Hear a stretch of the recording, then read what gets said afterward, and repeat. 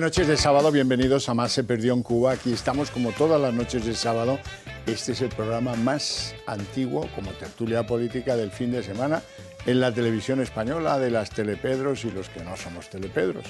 Bueno, les decía, dispuestos a entretenerles, a informarles, a opinarles, que es lo más delicado, y a conformar un estado de ánimo sobre lo que nos parece que es obligatorio conocer de lo que ocurre o fuera o dentro, pero que nos afecta a los españoles. Y ya sin más, les voy a hacer una presentación de nuestra mesa, que como siempre saben es una mesa muy interesante. Doña Ana Cuartero, muy buenas noches. Pues muy buenas noches, Xavier. Un programa, una tertulia, la más antigua de la televisión y, por supuesto, la más interesante, como no dejan de decirme todos los que nos siguen cada sábado y nos encontramos después en la calle y me dicen tantas veces que nos siguen y que les encanta escuchar nuestras opiniones. Pero eso es porque viene usted. Doña Ana Cuartero es diputada en la Asamblea de Madrid por parte del partido Vox, en el que lleva muchos años y, como lo saben todos, pues para qué repetirlo. Don Raúl Ramírez, hombre de Bilbao, abogado, empresario y analista político. Bueno, y básicamente ciudadano español, que es lo que más me gusta, que nunca nos titulamos, porque esto ya es un plus en este país, reconocerlo públicamente. Un matiz, yo creo que no es más antiguo, creo que es el que tiene más solera, para mi gusto. Y no, bueno, las dos cosas. Bueno, y estando con Ana, con esta edad, poner antiguo me queda mal. Y viendo a Iñaki y a Julián, que son prácticamente chavales, recién salido de la facultad, creo que esta experiencia... La presentación ha decidido hacerla usted. Pues ya no, yo quería matizar un poquito, porque lo de antiguo no se lleva. ¿Cómo sois los de Bilbao, Iñaki Ezquerra? Bueno, pues de su ambición como intelectual da muestra, que fue fundador del Foro de Hermoa, que es el hombre que más sabe en España de Pío Baroja, que esto no se sabe a menudo, y que además de todo eso escribe artículos, sesudos artículos en los que trata, no es fácil eso, de hacer pasar el delgado hilo de la cultura por la inflexible aguja de la política. Oye, me ha lo quedado hasta intentamos, poético, sí, nada, muy afectado por la despedida de Aitor Esteban, en fin. Sí. Y esa despedida tan lacrimógena, en fin. Todos lo echaremos, una pérdida irreparable. Don Julián Salcedo, muy buenas noches. Muy buenas noches. Don Julián es doctor en Ciencias Económicas, es abogado, especialista en asuntos inmobiliarios y además secretario del Club Liberal Español. Así es, y yo sí que creo que tiene mucha solera y también antigüedad, Raúl. Yo empecé viniendo aquí de becario. O sea que... Yo también. Sigue de becario, ¿no? Sigo de becario. Sí. Bueno, es que ser becario es bueno. Claro. Bueno, vamos a ver una cosa. Yo pretendo poner en su mesa, aunque sea en la de café, que es más pequeña, una idea. Y es que, a pesar de los cuentos que nos endilga Pedro Sánchez, en España hay muy pocas cosas que han cambiado. En lo peligroso de la tentación independentista de unos, en lo bárbaro de otros para castigar, para flagelar al idioma español o a determinados usos y costumbres españoles, en esos lugares, Cataluña y el País Vasco, que, por así decirlo, pues andan con la fabulación de la independencia. Hay unas imágenes de esta semana que yo quiero someter a nuestros invitados. Son estas. Carles Puigdemont, el fugado Carles Puigdemont, recibe a estos dos, bueno, pues ya se les ve por las caras, que son intelectuales de la parte antigua de Sabino Arana, bastante vinculados pues al terrorismo. Y cuando uno ve estas imágenes, esta cordialidad, vamos, yo no dejo entrar en mi casa al tipo a Otegi, pero bueno, esta cordialidad, estas miradas cómplices, te aguanto porque me conviene, ¿no? Pero bueno, ¿en qué andas pensando tú? Pues vamos a ver si acordamos un frente, ¿no? Este tipo de cosas. Y vistas las imágenes, que ya espero que les molesten tanto como a mí, las vamos a quitar enseguida y a continuación vamos a ver por qué digo yo que nada ha cambiado. Salvador Illa se desvive por blindar el catalán en Cataluña. Los socialistas catalanes han duplicado las inspecciones lingüísticas para castigar a los comerciantes que no usen el catalán en sus negocios. En 2024, año en el que Illa llegó a la presidencia de la Generalitat, se llevaron a cabo 2.269 inspecciones frente a las 1.022 que se ejecutaron en 2023. Fruto de estas inspecciones, la Generalitat impuso 207 sanciones y muchos de los afectados han recurrido a las multas. Sin embargo, muchos recursos han sido desestimados. La cruda realidad es que en Cataluña los ciudadanos no pueden elegir libremente en qué lengua rotular su comercio. Y a todo ello se suman las negociaciones de Illa con los independentistas sobre el Pacto Nacional por la Lengua, lo que sería un paso más para blindar el catalán y fomentar la política independentista. Es evidente que en Cataluña no ha cambiado nada, pero tampoco ha cambiado el independentismo vasco.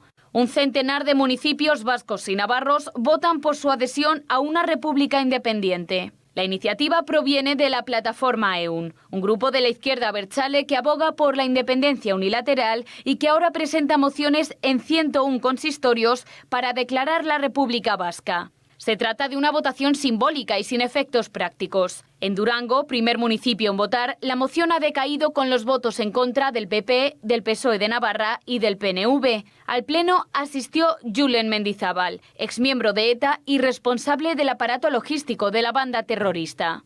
Una implicación que refuerza además la conexión entre ciertos sectores del independentismo y antiguos miembros de la banda.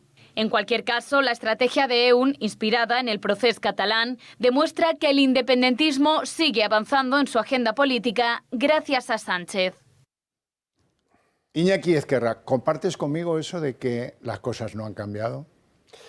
No han cambiado. Bueno, no, desde luego, estos abrazos y estas expresiones de alegría entre el mundo de ETA y bueno, no voy a decir con el mundo institucional, aunque Puigdemont esté fuera de él, pero esto viene de muy atrás. O sea, yo recuerdo la misma época de Garaikoetxea, pues recién estrenada la democracia, y bueno, pues mostraba siempre unas expresiones de alegría cada vez que aparecía un etarra reinsertado, o cada vez que se tenía que encontrar con alguien de Ribatasuna, que contrastaban, por supuesto, con la distancia y con la frialdad con la que se trataba a las víctimas del terrorismo, ¿no? Es decir, que entonces ha pasado el tiempo y seguimos igual. Es decir, que pues Sánchez muestra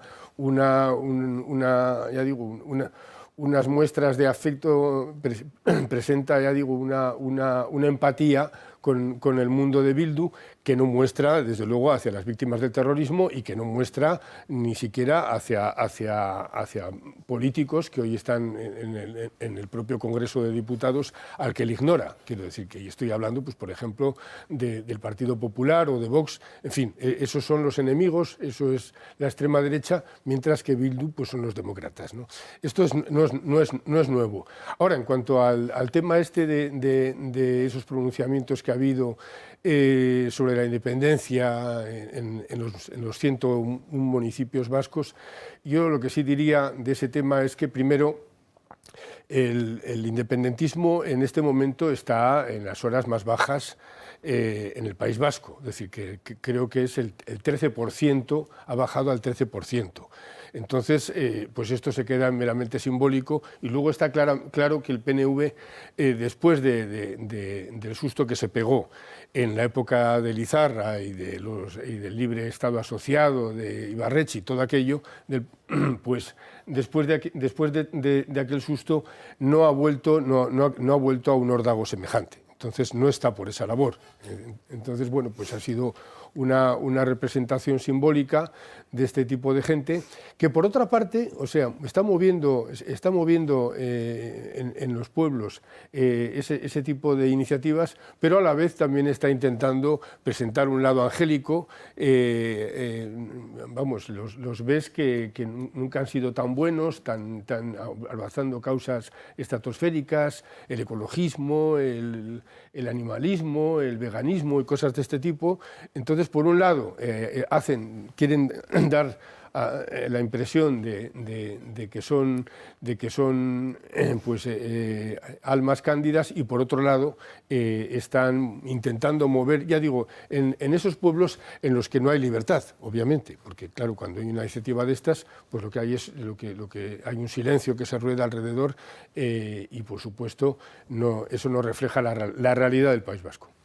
Bueno, si en Cataluña no puedes rotular en catalán, si tus hijos no pueden estudiar en español, si en el País Vasco hay consultas más o menos organizadas que ponen en marcha lo de la independencia una vez más, con etarras en el palco y de la mano de Bildu, pues no puede decir Sánchez que su gestión ha sido un bálsamo para las tensiones independentistas, ¿no? Hombre, él puede decir, por desgracia, lo que quiera. Y es lo que hace, ¿no? Entre otras cosas, pues porque nadie le pasa cuentas de las incoherencias o inconsistencias o mentiras diariamente que dice. Pero recogiendo un poco el guante, yo diría que hablar ahora mismo de, bueno, de simpatías o la parte de, digamos, empatías de Sánchez, pues es imposible. O sea, un psicópata no tiene empatía, partiendo de esta base. Lo que tiene son intereses para cometer sus fechorías. Entonces, ahora mismo yo no utilizaría para empatía, sino dirá qué es lo que más le está interesando. En ese momento yo creo que la situación no es que se mantenga igual. Yo, de un punto de vista totalmente objetivo, intento serlo, creo que está peor, bastante peor. Y voy a intentar decir por qué creo que está bastante peor. A ver, venimos en ambos lados de utilizar la violencia, bien sea física, vía terrorismo, en el caso del País Vasco es evidente, a una violencia institucional, como fue en el caso de Cataluña, con un golpe de Estado, que es lo que dieron, le guste a quien le guste, llamarlo como le llame. En ambos casos fueron dos actos de violencia, durante muchos años en un caso y otro caso más puntual, contra una institución y las personas físicas. ¿En qué se ha transformado esto? Pues se ha transformado en que unos señores, cobrando de las instituciones y por tanto de los impuestos de todos los españoles y los que les pagamos relativamente bien, han pasado a detectar que la vía política, introduciéndose en las instituciones, es más fácil para desmembrar el Estado. Lo que no ha cambiado es su objetivo. Sigue siendo el mismo de hace 30 años que el de ahora. La diferencia está en que han detectado que dentro de las instituciones es más fácil para ellos movilizar. ¿Y por qué se produce ahora mismo este movimiento de revolver ese puchero, de salvar esas sensaciones sociales? Porque efectivamente, en Cataluña tenemos visto las últimas encuestas que Junts había caído estrepitosamente. Bueno, aparece ahí Alianza Catalana como una fuerza teóricamente emergente, ya veremos en qué se contrae, pero es verdad que el sentimiento de independentismo, tanto en un lado como en el otro, no sé si ha bajado, pero sí se ha temperado. Claro, esto rompe tu planteamiento político. Si la sociedad civil no tiene ese sentimiento de tener que volver a escalarlo como su primera prioridad o su primera preocupación, tú, desde el punto de vista político, careces de valor. ¿Qué te interesa? Volver a exacerbar a las masas, volver a exacerbar ese sentimiento de independencia, ese nacionalismo recalcitrante para justificar. Y luego, detrás de todo, por desgracia, hay una cuestión, como siempre, puramente económica. Si algo han aprendido los vascos de los catalanes es que la vía de la fuerza les daba X, pero la vía de las instituciones les da mucho más dinero. Pues es evidente que esa fotografía se canalicen qué obtenemos frente a un gobierno débil con un presidente de gobierno títere que es esclavo de ellos dos, qué mejor hacer frente común para negociar la estabilidad de España. Es que eso que hemos visto es la estabilidad de España. La fotografía en Waterloo, esos que tanto nos repugna, a mí por lo menos, en un lado y en el otro, son los que están decidiendo cómo se vive en este país, cómo se vive y cuál es la futura estructura orgánica del Estado español en los próximos años. Entonces, lo que tenemos que tener muy claro es, independientemente de su pasado, que por supuesto ni se olvida ni se perdona, pero lo que hay que tener mucho más cuidado es cuál es el futuro que nos quiere llevar. Y el futuro que quiere llevar es, a través del cauce político, de la financiación del Estado español, conseguir sus objetivos políticos, que es lo que siempre ha pretendido. Ana Cuartero. Pues la verdad es que esta foto desoladora de Otegi y Puigdemont lo que nos dice es que yo discrepo con Iñaki. Nos dice que el separatismo en España está más vivo que nunca y más alentado que nunca desde el Gobierno central. Yo no dejo de recordar esa obsesión de Pedro Sánchez por la cogobernanza en el COVID, que tantas veces he denunciado, que todos los varones territoriales se sumaron a ella. Esto no es más que un paso más en la hoja de ruta de la ruptura de España, de la transformación de España en un Estado confederal, que es el proyecto político con el que llegó Pedro Sánchez a la Moncloa y en el que sigue avanzando.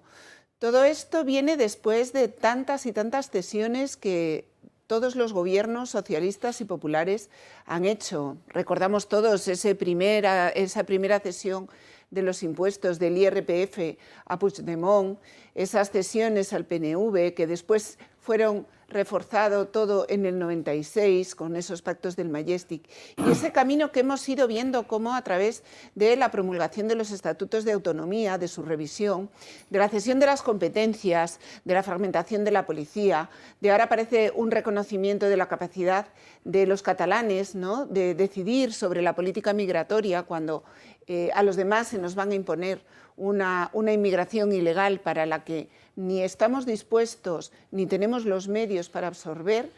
Y, como digo, cada día, aunque quizá hayan abandonado la violencia física en las calles, poco les falta, porque recordemos que en el 1 de octubre también hubo mucha violencia física. Lo que desde luego no han abandonado es el ataque directo a la unidad de España y a las instituciones. Y la respuesta por parte de todos debe de ser muy firme. Hay que hacer una oposición frontal. El atentado que se produjo contra los españoles al invitar a Maite Azpurúa a ocupar un sitio en la negociación de nuestra defensa, de la integridad territorial, de la defensa de nuestras fronteras, en la Moncloa hace una semana, es una traición más. Cada día vemos una nueva traición y cuando pensamos que no se puede ir más allá, llegan estas imágenes en las que un prófugo de la justicia y un condenado por terrorismo que dirige un partido que debería de estar ilegalizado, se reúnen y nos gustaría saber para tomar qué decisiones que nos van a afectar a todos, ¿no? Yo creo que tenemos que estar todos muy firmes, ser muy firmes y hacer una oposición frontal a un gobierno que está cobijando traición tras traición. Julián. Sí, la foto que hemos visto yo creo que es la foto de la vergüenza y de la infamia, ¿no? Efectivamente, que Pedro Sánchez calle por intereses políticos para mantener su estatus de presidente de gobierno, pues no nos sorprende a ninguno, ¿no? Pero que lo haga el PNV, con tantos y tantos simpatizantes y militantes que en su día sufrieron el zarpazo de ETA, ¿no?, que tuvieron que abandonar el País Vasco porque si no lo hacían, además de ser extorsionados, iban a ser asesinados, ¿no? Que vea ahora todos ellos que apoyaron clarísimamente en aquellos momentos al PNV, ¿no? Claramente, porque el PNV se sostenía de todos esos militantes y simpatizantes de lo que era la oligarquía financiera vasca, ¿no?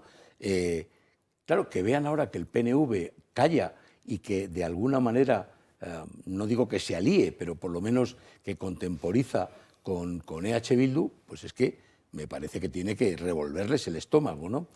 Y en cuanto al independentismo, esto que hemos dicho de la obligación de rotular o de utilizar el catalán, bueno, es que parece innecesario, debería parecer innecesario recordar que el catalán y el castellano, el español y el catalán son lenguas cooficiales y por tanto no se puede imponer ninguna sobre la otra. Desde luego, lo que no cabe es arrinconar al castellano, ¿verdad? Bueno, pues que coexistan, que es lo que consta en la Constitución, y se acabó, ¿no? Entonces, bueno, y lo del independentismo catalán, ya por terminar, pues yo creo que es como un soufflé, ¿no? Es decir, lo inflan artificialmente, la minoría independentista lo calienta y, bueno, pues en el momento que eso se desinfla, baja como el soufflé y se acabó, ¿no? Y estamos un 13%, me parece que decía Iñaki Ezquerra, en cuanto a la intención independentista en el País Vasco, pero es que la de Cataluña... En Cataluña están sobre el 40%. Sí, sí, pero ya no es ese cercano al 50% que algunos decían, ¿no? Pero eso también va bajando, es verdad, pero sería incorrecto formular que, visto el supuesto barómetro de voto en Cataluña, como baja Junts, baja el independentismo. No, es que baja Junts y lo mismo sube Alianza por Cataluña, que son igual de indepes. Pues tienen tintes xenófobos, están contra la inmigración, lo que queráis, pero son igual de indepes a la hora de la verdad. Raúl. Yo, va a ser muy breve, pero sí quería poner en la mesa un punto de reflexión. A mí siempre me gusta intentar analizar políticamente lo que hay detrás de la obviedad, ¿no? Hemos visto esa foto de la vergüenza, como decía Julián, impecablemente escrito, pero hay que analizar una cosa. ¿Por qué se produce esa foto y qué puede haber detrás de esa foto? Gente muy bien informada explica que parte de esa reunión es una apuesta en común. Es una apuesta en común ante un posible adelanto electoral y es una apuesta en común de la estrategia que van a llevar esos partidos a la hora de decidir quién les va a suponer el apoyo, cuánto van a obtener y cuál va a ser su posición frente a un previsible gobierno alternativo. Cuidado con estas fotografías, porque muchas veces pequeños detalles aislados no nos dicen nada más que lo evidente.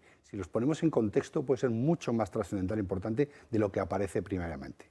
Ana. Pues es que estoy muy de acuerdo con Raúl. Hay que ser muy fríos al hacer este análisis, porque la realidad es que estamos en un momento muy importante para todos los españoles. Entonces, tenemos que ser prudentes, y lo que está claro es que algo tienen entre manos y algún objetivo común tienen. Desde luego. Bueno, y a mí es que la verdad es que el primer tiro del programa hoy era Sánchez, aquí no cambia nada. Me reafirmo en ello. Tribunal Superior de Justicia de Cataluña. Yo no creo que estos hagan nada sin consultar al triministro de Justicia, Félix Bolaños, en Madrid, ¿verdad? Pero que el Tribunal Superior de Justicia de Cataluña diga que hay que indultar a Laura Borràs, que fue presidenta del Parlamento de Cataluña, pida que no ingrese en prisión con una condena de 4 años. Les recuerdo la andanza de esta señora. Esta señora colocó a uno con el que tuvo relaciones anteriores en un instrumento público que muy lejano del gobierno del Procés, el Instituto de las Letras Catalanas, que ella presidía, lo colocó allí, le regaló un salario portentoso, luego troceó la asignación presupuestaria, con lo cual sabía que estaba haciendo algo incorrecto, prevaricaba, obviamente, malversaba dinero público, dice, pues también, pero no, luego han venido los del Procés, no, también hay que indultar a Laura, ay, la prima Laura, que va a ir a la cárcel la prima Laura. Y la justicia de Sánchez ha dicho, no, pues así, no, a nosotros a Laura no la conocemos, pero la vamos a salvar para quedar bien con todos vosotros, ¿no? Es un absoluto escándalo. Nos vamos a ir a publicidad y luego, si queréis, lo comentamos si alguien quiere comentarlo.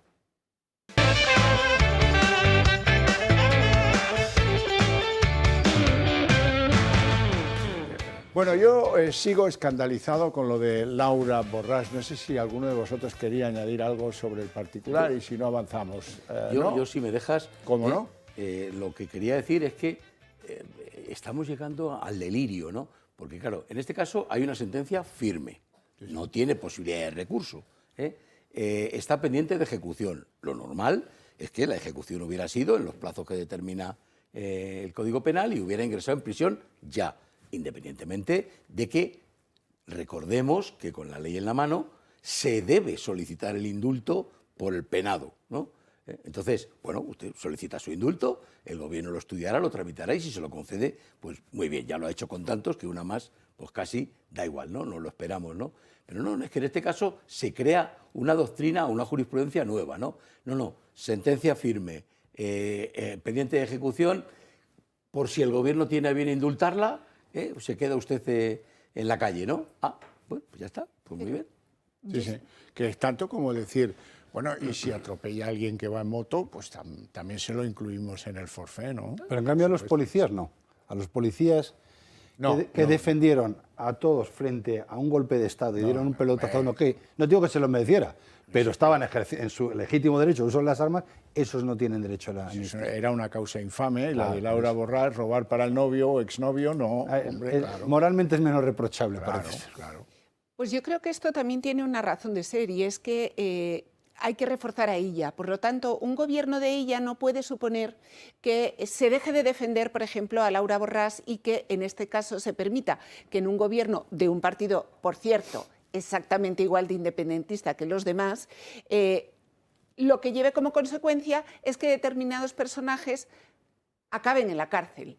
Porque lo que está intentando ella es absorber a toda esa gente que estáis diciendo que está abandonando el separatismo, que no es cierto. Lo que se están dando cuenta es que el separatismo es mucho más eficaz en manos del Partido Socialista de Cataluña que en manos de otros partidos, porque mientras apuntalen al gobierno de la nación les va a ir mucho mejor a todos. Por tanto, yo creo que hay que tener muy claro que políticamente el separatismo del Partido Socialista de Cataluña está siendo mucho más eficaz en conseguir los objetivos políticos del separatismo que cualquier otro partido con otras siglas diferentes. Mano de hierro, guante de seda.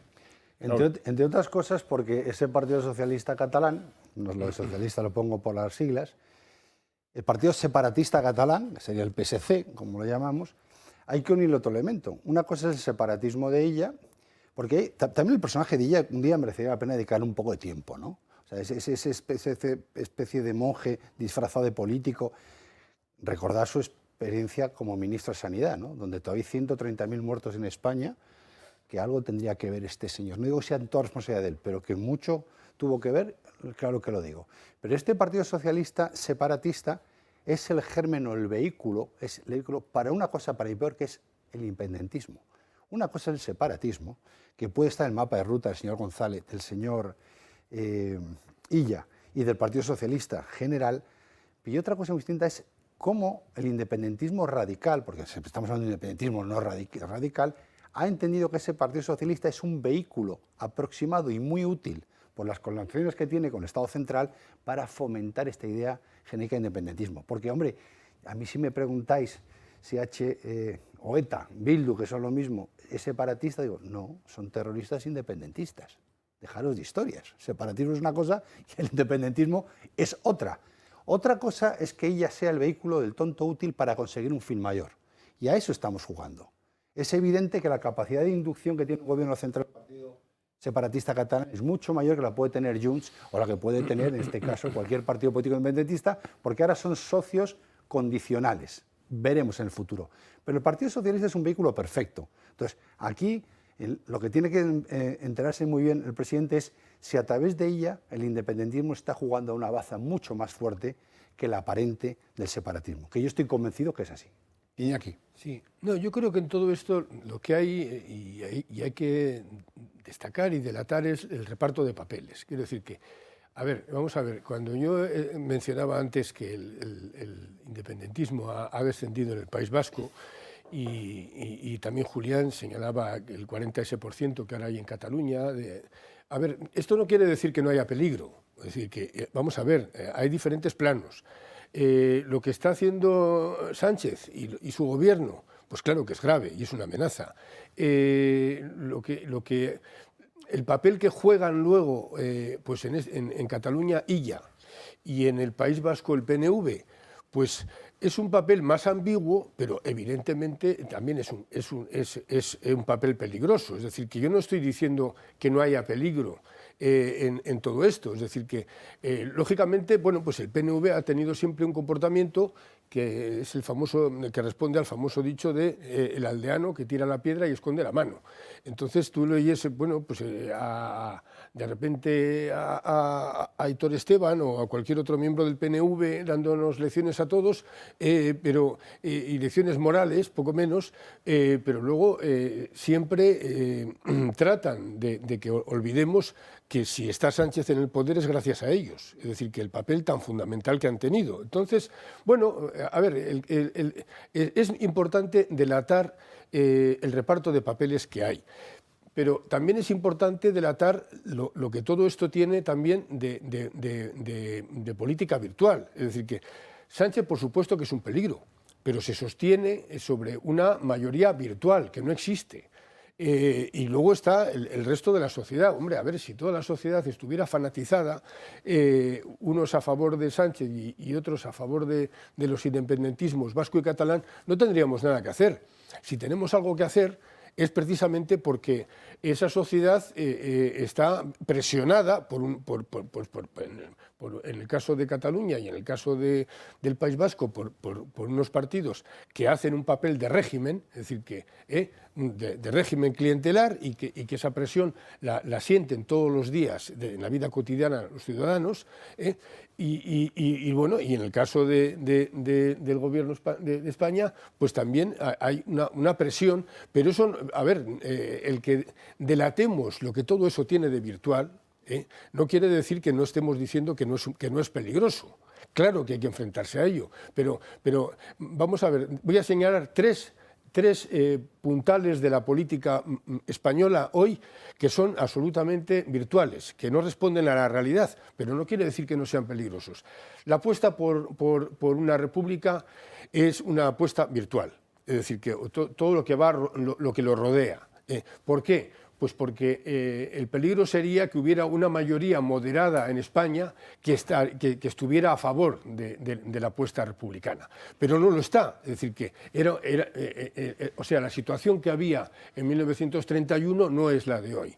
Entonces, la apuesta de Zapatero por la memoria democrática lo que ha servido es una apuesta equivocada. Es decir, que por un lado es verdad que notamos la presión todos los días de esa política de estar continuamente recordando la guerra civil. Pero por otra parte, desde el 2004, en que Zapatero inicia esa política, vamos, desde aquellas fechas, lo que ha ocurrido es justo lo contrario, es decir, que nunca antes se había conocido tanto lo que fue la República, nunca se han publicado tantos libros cuestionando el angelismo de aquel régimen. Entonces, la apuesta, a la hora de la verdad, es equivocada. Voy al nacionalismo. Es decir, claro que es un peligro, pero el ideal de Sabino Arana de un País Vasco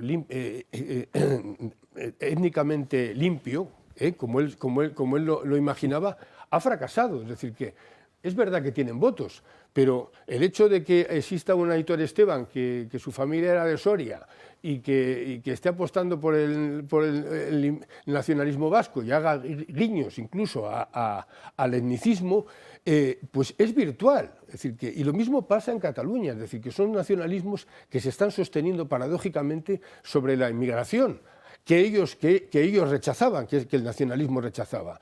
Y tercero, ya señalo la ofensiva de defender el ideario comunista.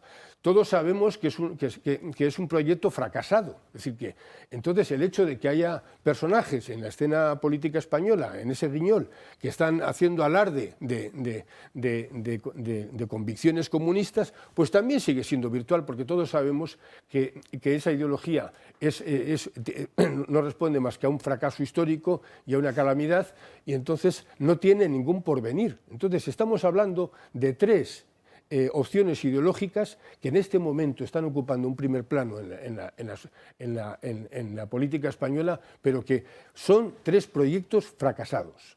Bueno, virtual, no virtual, oiga, mayor ejercicio de virtualidad el del presidente del Gobierno en materia que nos concierne a todos, el aumento de los gastos de defensa. Van a salir de ahí como un zombi.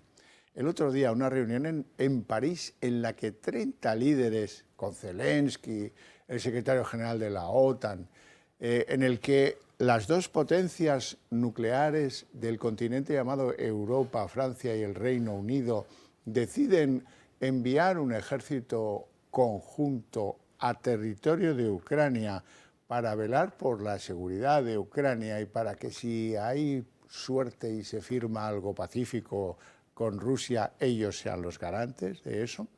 Bueno, pues pasó y no hubo nada, como dice el clásico, porque no dijo ni mu. Le pillaron los acontecimientos, le pasaron por encima. Y ahí no puede soltar las chulerías que le aguantan en el Congreso en España, cuando le preguntan por qué no hay presupuesto, por ejemplo. Cuando le dicen, mire, no le creo, porque usted dice que no va a haber recorte del gasto social. O cuando le dice Belarra, mire, prefiero creer al primer ministro de Finlandia o al secretario general de la OTAN, que dicen la verdad. Hay que cortar gasto para luego pues, aplicarlo a lo que se nos exige en este momento. Ay, no, esto no, porque esto le deja sin gobierno. Y claro, ya saben, ¿cuál es el objetivo último de Sánchez en el gobierno? Vamos a ver lo que pasó en la sesión del Congreso, en la que supuestamente tenía que revelar sus planes para hacer ese gasto de defensa. Dijo que tenía un plan, pero no contó de él absolutamente nada. Y salió más solo que el tomate cuando lo arrancan de la mata. Sánchez reaparece en el Congreso para defender el aumento del gasto en defensa. Nosotros vamos a cumplir nuestros compromisos con la Unión Europea. Vamos a aumentar la inversión en seguridad y en defensa. El presidente no da más detalles, aunque asegura que el gasto social no se verá afectado, algo de lo que duda Yone Belarra. Si usted dice la verdad, y yo creo que no dice la verdad, y para hacer ese aumento del gasto militar no hacen falta recortes en los servicios públicos, ¿Por qué no traen los presupuestos generales del Estado a esta Cámara? Un aumento del gasto que rechaza rotundamente Sumar y que hace más que evidente la fractura entre los dos socios de gobierno. Una seguridad exclusivamente militarizada no solo resulta ineficaz, sino que erosiona las bases democráticas del proyecto europeo. Es evidente que los aliados parlamentarios del presidente no suscriben el rumbo que está marcando Bruselas e incluso han cargado como nunca antes contra la OTAN. Dejemos de empeñarnos en una organización que ya es un zombi y pongamos las bases de un futuro seguro para nuestro continente. La OTAN es la responsable directa o indirectamente de casi todas las guerras, de casi todos los golpes de Estado en el mundo. Sánchez se empeña en defender su compromiso con Europa, pero en el Congreso no da cifras ni de cuánto ni de cómo se financiará este aumento. Algo que Feijóo le ha echado en cara al presidente. Usted lleva semanas asumiendo en el extranjero compromisos que desconocemos. Va a acabar teniendo más información de sus planes el presidente chino que el Congreso de los Diputados. Y a la falta de concreción sobre defensa se ha sumado el debate sobre los presupuestos. Sánchez ya asume la falta de apoyos y resta importancia a la prórroga de las cuentas. Si nos da tiempo a sacar unos mejores presupuestos este año, lo haremos. Si no, pues nos pondremos a negociar los del año 2026. Pero sus socios insisten, la obligación del presidente es presentar las cuentas. Normalidad democrática. Aunque nos palme, debería presentarlos. Feijóo va incluso más allá y pide la convocatoria urgente de elecciones. O se somete a las Cortes o se somete a las urnas. Son las dos únicas salidas dignas que hay. Es que este debate es absurdo, como luego las peleas de las frikis de las vicepresidentas Yolanda Díaz y la Montero por la fiscalidad del salario mínimo, que ahora rompo, que ahora me peleo, que ahora no sé qué, que mañana te abrazo, luego te quiero, luego te beso. Mire, ya está bien. Ya está bien de un gobierno que es el absurdo, en la puñetera síntesis de la tradición española del absurdo. Lo encaja en todo. Es, bueno, surrealista y absurdo como pocos gobiernos, como ningún gobierno hayamos tenido. Pero ¿y los socios? ¿Qué me dicen de los socios? Rufián, el geopolítico. La OTAN es culpable del ataque de los Hutus. Todo. Sí, sí. Y, bueno, por supuestísimo. Y de Mao Zedong también tendría, o no, que fue anterior. No, qué lástima. Hombre, mira, Rufián, vamos a ver. De las guerras púnicas. Tienes que leer un poco más. Tienes que leer un poco más y meterte en la chola que tu partido, Esquerra Republicana, los del Triángulo, tuvisteis relación con la familia Franco. Sí. Con Ramón Franco Bahamonde. Sí. Que en el 31, antes hacías tu referencia a las elecciones generales del 31, fue diputado por tu partido, por Esquerra. Ramón Franco, sí, y que lo aceptasteis allí, el tío no había dormido una noche siquiera en Cataluña, pero es igual, le abristeis fraternalmente los brazos, porque es que era masón, que es lo que os puede a los del Triángulo. Hombre, la fraternidad, hombre, y que sí coló, vaya que sí coló. Y no digáis los de Esquerra que es que no, que es que era el aviador republicano, que tal. No, ¿sabéis cómo murió? Murió en el Mediterráneo, tratando de bombardear en el ejército de Franco Valencia o Barcelona. No se supo muy bien porque cayó antes y no se determinó el rumbo. O sea que, a ver, Rufián, ¿en qué bando andaba Ramón Franco? Andaba con su hermano. Fíjate, recuerda tú el cabreo de algunos que vieron cómo se le perdonaba y se le metía en el ejército nacional. Por ejemplo, Quindelán. Así es que aguanta lo tuyo y cállate y déjate de insultar a la NATO, que te falta altura intelectual. Don Raúl. Yo es que no creo que se pueda considerar ni insulto, porque palabras que salen de un indocumentado, pues al final este es un pequeño, con todo respeto al sector, al noble sector de los payasos, que a mí siempre me han hecho reír y respeto, pero este es un payaso político, ¿no? Es una persona que hace los numeritos, que va al Congreso con impresoras, pues de esto ha vivido toda la vida, del cuento y de hacer el numerito. Pero es que yo no voy a perder ni un segundo con este analfabeto funcional y vamos a irnos un poco a una cuestión más de fondo, ¿no? Que es lo que estamos hablando.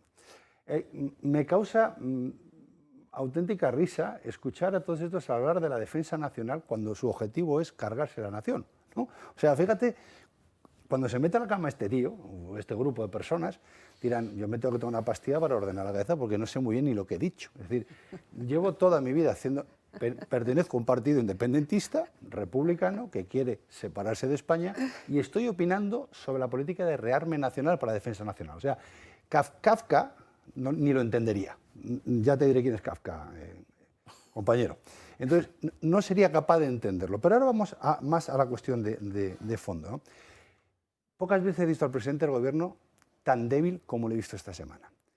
Primero por dos cosas. Primero, él, pues una persona muy orgullosa, muy chulesca, tener que ir a un escenario donde no se le tenga en consideración lo que dice, porque no puede decir nada. Donde el secretario de la OTAN, no sé si en un desliz provocado o no, le deja, como se dice en términos, con el culo al aire, porque había pactado, sin pasar por el Congreso, sin decirlo a nadie, ni a su propio partido, que España estaría antes del verano o en el verano el 2%, pues eso le pone una situación, tanto en su país como con sus socios de gobierno, a los cuales, una vez más, les engaña. Yo he visto a algunos miembros de su alianza, pues de alguna manera, no sé, en civilizaciones o ridícula, dicen, es que el presidente no nos ha contado nada. Y dice, hombre, y esto es de agradecer, porque si todo lo que cuenta es mentira, prefiero que no me mientas. Eso es hasta en cierta parte agradable. Y la segunda parte de ese análisis posterior es, yo cada vez tengo más claro que él ahora mismo, en su foro más interno, es decir, pues eso, con su familia de negocios que se han dedicado a todo esto, esté magullando la opción de adelantar las elecciones, porque ya no se sostiene. Su escenario político es impredecible. Y hemos visto cómo sus socios se reúnen fuera de España a saber con quién van a apostar y en qué va a apostar o cuánto le va a costar volver a ser presidente de gobierno. Eso tiene un frente abierto que él ahí no pinta nada, ¿vale? Es cuánto quieres, te lo pago o no te lo pago. En otro frente político está acorralado por la justicia española. Cada día que pasa, mucho más acorralado. Con lo cual, tampoco tiene el aparato del partido. Y el propio gobierno lo tiene fragmentado.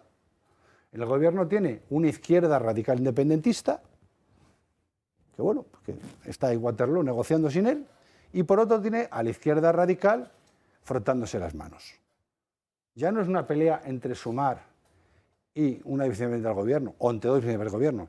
Tienes a Podemos, que está frotándose las manos viendo cómo se desestructura su terrón de azúcar. La situación de él es de absoluta debilidad, y creo que no ha estado tan débil en su vida. Siempre se ha agarrado a un clavito, que es voy a empezar a repartir la pasta a los españoles, para seguir en mí. El problema es que ha subido tanto ya la apuesta, que le va a ser muy complicado aprobar unos presupuestos que tiene obligación, es que la gente se olvida, el gobierno tiene la obligación de presentar los presupuestos. No es que él decida hacerlo o no hacerlo, tiene la obligación de hacerlo. Otra cosa es que no sean factibles y sobre todo, ¿por qué no lo va a poder hacer? Porque en esta partida de reparto ya no tiene las cartas. Antes con dinero podía callar, pero ahora tiene que callar con dinero, con estrategia política, con separatismo. Tiene que desmembrar todo su equipo. Luego hablamos de presupuestos. Si con lo cual, el señor Sánchez creo que es el momento para hacer un frente común, lo habéis dicho en varios lados. Creo que tenemos la oportunidad de hacer una oposición frontal real, sin fisuras, frente a un gobierno desmembrado y débil, y según un presidente, como se dice en el término del boxeo, noqueado. Noqueado totalmente en Europa. Este hombre quiso ser secretario general de la OTAN, evidentemente estas ridiculeces no ocurrirán, y totalmente ninguneado por el resto de esos países teóricamente aliados. Nunca he visto a un gobierno y a un presidente tan solo como el que está viendo. Gracias a Dios. Ana Cuartero. Pues yo, fíjate, Raúl, en parte estoy de acuerdo contigo, pero en parte estoy bastante separada de tus hipótesis. Lo primero es que yo considero que no va a haber presupuestos, pero no porque esté dividido y fragmentado el gobierno, sino porque no le interesa al gobierno que haya presupuestos por varias razones. La primera, porque al no haber presupuesto, al no tener que negociar determinadas partidas de gasto, no necesitamos decir en dónde nos posicionamos cada uno. Pero es que, por otro lado, tampoco tenemos que decir de dónde va a venir el dinero. Esa es la realidad, con lo cual hay muchas cosas que Pedro Sánchez no tiene que contar si no trae un documento de presupuestos, y eso le beneficia, porque eso le hace fuerte y eso le permite ir prometiendo a cada uno, incluso a la OTAN, lo que va a poder hacer. Y después, lo que tiene la ley de presupuestos en España, es que encima te permite hacer todo tipo de operaciones, porque las generaciones de crédito se pueden hacer, y para eso va a ser mucho mejor no tener presupuestos que sí tenerlos, ¿no? Con lo cual, pero es que lo peor de todo es que creo que el que está rezando porque no haya es Feijóo. Porque si los hubiera y visibilizan esa ruptura en el gobierno, Feijóo va a recibir la llamada de Bruselas y los va a tener que apoyar. Y en ese momento se va a evidenciar que el bipartidismo sigue junto y que el 90% de las decisiones las toman juntas. Y ante esa evidencia que se puede producir ante los españoles y un futuro y muy probable adelanto electoral, iba a quedar tocado y casi hundido. Por lo tanto, yo creo que está tan interesado o más que cualquiera de los socios del Gobierno en que ese hecho no se produzca. Iñaki. Hombre, yo creo que si Sánchez pudiera contar con el apoyo a sus presupuestos, los presentaría y los sacaría adelante, escenificaría esa solidez. No lo está haciendo. Entre otras cosas, vamos a ver, y está por medio el propio tema de la OTAN, todas las discrepancias y todos los disensos que hay en su gobierno y por parte de los de Sumar. Vamos a ver, a la hora de la verdad, pese a esta escenificación de la soledad de Sánchez, en el momento en que Sánchez esté realmente en peligro, su gobierno, se unirán como un solo hombre para apoyarlo. Es decir, que esto también es virtual. O sea, estamos en el momento en que realmente se acerque el peligro de que caiga este gobierno, se van a unir. Entonces, están haciendo una falsa oposición. Es decir, y además una falsa oposición que es peligrosa porque hace que quienes deberían hacerla, quienes deberían presentar esa oposición, se relajen pensando que ya se está escenificando esa soledad. Otra cosa es que a ver, estratégicamente todos esos socios que tienen el gobierno están incurriendo en una torpeza, porque el hecho de estar mostrando ese disenso sí da una imagen de debilidad. Bien, y eso tampoco juega a su favor en el aspecto de la propaganda. Pero a lo que voy, que es primero que se unirán, y luego con el tema de la OTAN, pues insisto, no, ahora parece que es en fin, a eso a lo que no están dispuestos a tragar la izquierda populista y radical. Pero ya digo, en el último momento tragarán. Ahora, ya por terminar, lo que sí me parece preocupante y bueno, pero a estas alturas en el Partido Socialista no tiene remedio, es la trayectoria que viene siguiendo el Partido Socialista con respecto al tema de la defensa. Nunca, y eso quizá pueda ser, a mí me parece que es más interesante que todos los disparates que dicen los demás, que son previsibles. El Partido Socialista nunca ha sido coherente con el tema de la defensa.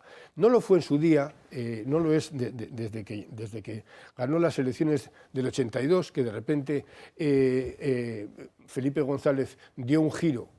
Y la entrada en la OTAN, que le parecía una aberración y que había estado esgrimiendo su antiatlantismo para cargar contra la OCDE, de repente abrazó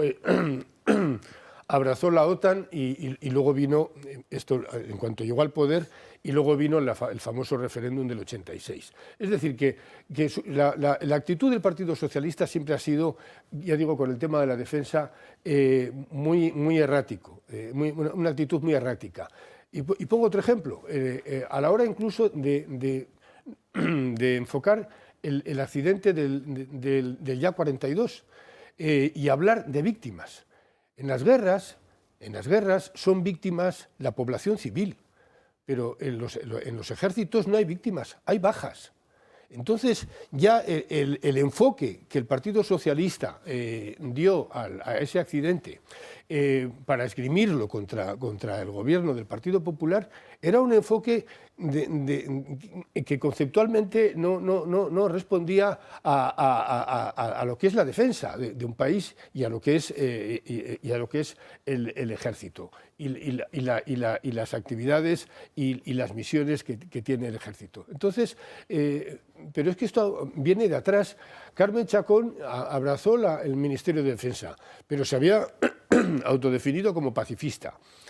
José Bono, también, antes que Carmen Chacón, también abrazó el Ministerio de Defensa, pero se encargó de eliminar aquel verso del famoso soneto que siempre se lee en voz alta en las ceremonias de homenaje a los caídos, en acto de servicio, que era, me acuerdo, el verso ese que decía: no supieron morir de otra manera. Bueno, pues a Bono, que por lo que se ve domina el arte de la versificación, le dio por cambiarlo. Si es dominicana, si no, no lo domina. Le dio por cambiarlo y entonces era no supieron morir de otra manera, pasaron al no supieron vivir de otra manera. Pero vamos a ver, es decir, es que todo esto indica un complejo y indica una incapacidad para entender lo que es la defensa de un país. Es decir, ¿qué pasa? ¿Que está mal? ¿Es políticamente incorrecto morir en la defensa de una nación y de sus ciudadanos y de sus libertades? Pues por lo que se ve, bueno, pues no, a este paso, pues también, además, está por otra parte, y termino, lo que tiene de licencia literaria el morir por un país. Hay una parte que es, digamos, que tiene un cariz metafórico, ¿no? Es que también habrá que censurar al que dice que moriría de amor. O sea, también morir de amor también debe ser algo políticamente incorrecto. En fin, que estamos ante una estupidez, ya digo, generalizada, pero sobre todo ante una manera incoherente de enfocar el hecho militar. Bueno, vamos a ver lo que le reclamaba Feijóo en cuanto a las coherencias que le faltan a Sánchez en la Cámara, en la sociedad española y al volver de París también. ¿Cuál es el plazo? ¿Cuánto va a gastar cada año? ¿De dónde va a salir este dinero? ¿Por qué no dice usted que en abril tiene que solicitar la cláusula de escape? En abril. ¿De dónde lo va a sacar? ¿De más impuestos a los españoles? ¿No tiene bastante con subir 97? ¿Prevé sacrificar alguno de sus privilegios para no tirar de otras partidas? No voy a tocar el gasto social, les voy a incrementar a todos los ciudadanos la deuda pública. Presidente magnánimo. ¿De qué instrumento va a usar? ¿El democrático, los presupuestos? ¿El más tramposo, los reales decretos leyes? ¿O el más arbitrario, las modificaciones de crédito? Rinconcito para hablar de la salud más se perdió en Cuba con don Adolfo Albistur, que ya me acompaña Xavier? aquí. Buenas noches de sábado. Muchas gracias. Bienvenido como siempre. Muchísimas gracias. Vamos a hablar del glucómetro. Eso es. De la comodidad y de la ciencia al servicio, pues, de esas necesidades que uno tiene con los años. Efectivamente, porque cuando se dice que un 50% de la población que es diabética no lo sabe, dices, pero ¿cómo? A ver si soy yo, ¿no? Hombre, si te estás midiendo la glucosa o te haces analíticas cada cierto tiempo y estás bien, pues no eres tú. Pero hay muchas personas que les ocurre cuando van a hacer una prueba médica. Imagínate, vas al oftalmólogo, te hace un fondo de ojos y te ve una retinopatía y te pregunta, ¿tienes azúcar? Dice, pues yo creo que no. O te sale una prueba mal en el riñón, creatinina alta, no funciona bien el riñón. ¿Tienes azúcar? Ahí es donde está. Por eso, lo que estamos haciendo con este glucómetro, aparte de aquellas personas que tenéis diabetes, que ya lo sabéis, y vais a poder controlarlo de una manera mucho más cómoda, muy eficaz y además sin dolor, también para aquellas personas que igual que te mides la tensión, dices, pues voy a medirme el azúcar, voy a tenerlo controlado, porque a partir de 40 a 50 años puede ocurrir eso, que eres, de alguna manera, tu insulina ya no funciona tan bien y empiezas a ser diabético. Una diabetes bien controlada, Xavier, no hay ningún problema, no daña en absoluto. El problema está cuando tenemos esos altibajos de azúcar. Por lo tanto, con este glucómetro, que es tan solo meter el dedito, y darle un botón, miramos en el móvil, la aplicación que convierte esto en información. Efectivamente, es así de sencillo. Hay gente que es muy activa, que está todo el día fuera de casa. Hombre, llevarte toda esta parafernalia que todos conocemos, este glucómetro, la lanceta, la tirita, sacar sangre, pues no. Sin embargo, con esto, como siempre llevamos el móvil, llevamos esto, lo miramos, vamos a comer y vemos cómo estamos y así podemos tomar diferentes soluciones. Sí, tiene una capacidad autoprescriptiva, porque tú ves si voy a caminar, pues cuando salgo me lo hago y a la vuelta también, y así veo cuánto me ha bajado el azúcar, ¿no? Eso es así de sencillo, es decir, tener un control de lo que es el azúcar, que sobre todo porque puede dañar mucho, pero si lo controlamos y sabemos cómo está, no va a dañar nada y no va a hacer absolutamente ningún mal en nuestro cuerpo. La tecnología puesta al servicio de la sociedad para que haya más comodidad, no haya que pincharse con el incordio. Eso es. No sé si esto da mucho o poco dolor porque la aguja es muy fina. Ahora, mancha. No, da dolor, porque además tienes que controlar a qué presión va la aguja, ¿sabes? Y muchas veces no llega y no sale sangre, y otras veces te la metes ¡puf! Y duele muchísimo. Además, si los espectadores han visto hace un ratito el programa Historia de Nuestros Médicos, han podido ver cómo el doctor Antonio Pupo nos ha explicado que es realmente el que ha hecho los ensayos. Nos ha explicado la ciencia que hay detrás de todo esto, inteligencia artificial, tecnología, un 97% de fiabilidad. Y un contraste con, creo que eran 6.000, ¿verdad? Eso es, 6.000 pacientes en el Hospital Virgen del Rocío de Sevilla, con lo cual hemos podido ver cómo un médico, un doctor, ha conseguido, con esos ensayos y con ingenieros biomédicos de la Universidad de Sevilla, pues este producto que es una maravilla y que va a cambiar la vida de muchísimas personas que cada día se miden el azúcar pinchándose. Ventajas para nuestros espectadores que quieran hacerse con el glucómetro. Pues mira, pues ventajas que tenéis. Por un lado, os regalamos la telemedicina. Es algo que está muy bien porque tú estás en casa, tienes alguna duda y tienes al otro lado de la línea telefónica o una videoconferencia un médico que te puede quitar ese problema, ¿no? Hay veces que son problemas que tú dices, bueno, puedo hacer esto, puedo no hacer esto, me encuentro mal, tengo fiebre. Bueno, pues hay veces que se puede solucionar tan solo con un médico que nos pueda ver. Eso gratis para vosotros y además os regalamos el libro Historia de Nuestros Médicos, que con tanto cariño hemos hecho, y que este 23 de abril, por si queréis ir, estaremos en la Real Academia Nacional de Medicina de España, en la calle Arrieta número 12, al ladito del Teatro Real, pues presentándolo con muchos doctores. Así que estáis invitados a partir de las 6 de la tarde. Y bueno, y sobre todo vamos a tener ese glucómetro sin pinchazos para no tener dolor. Pues enhorabuena por el libro, gracias por la visita y nosotros nos vamos a publicidad.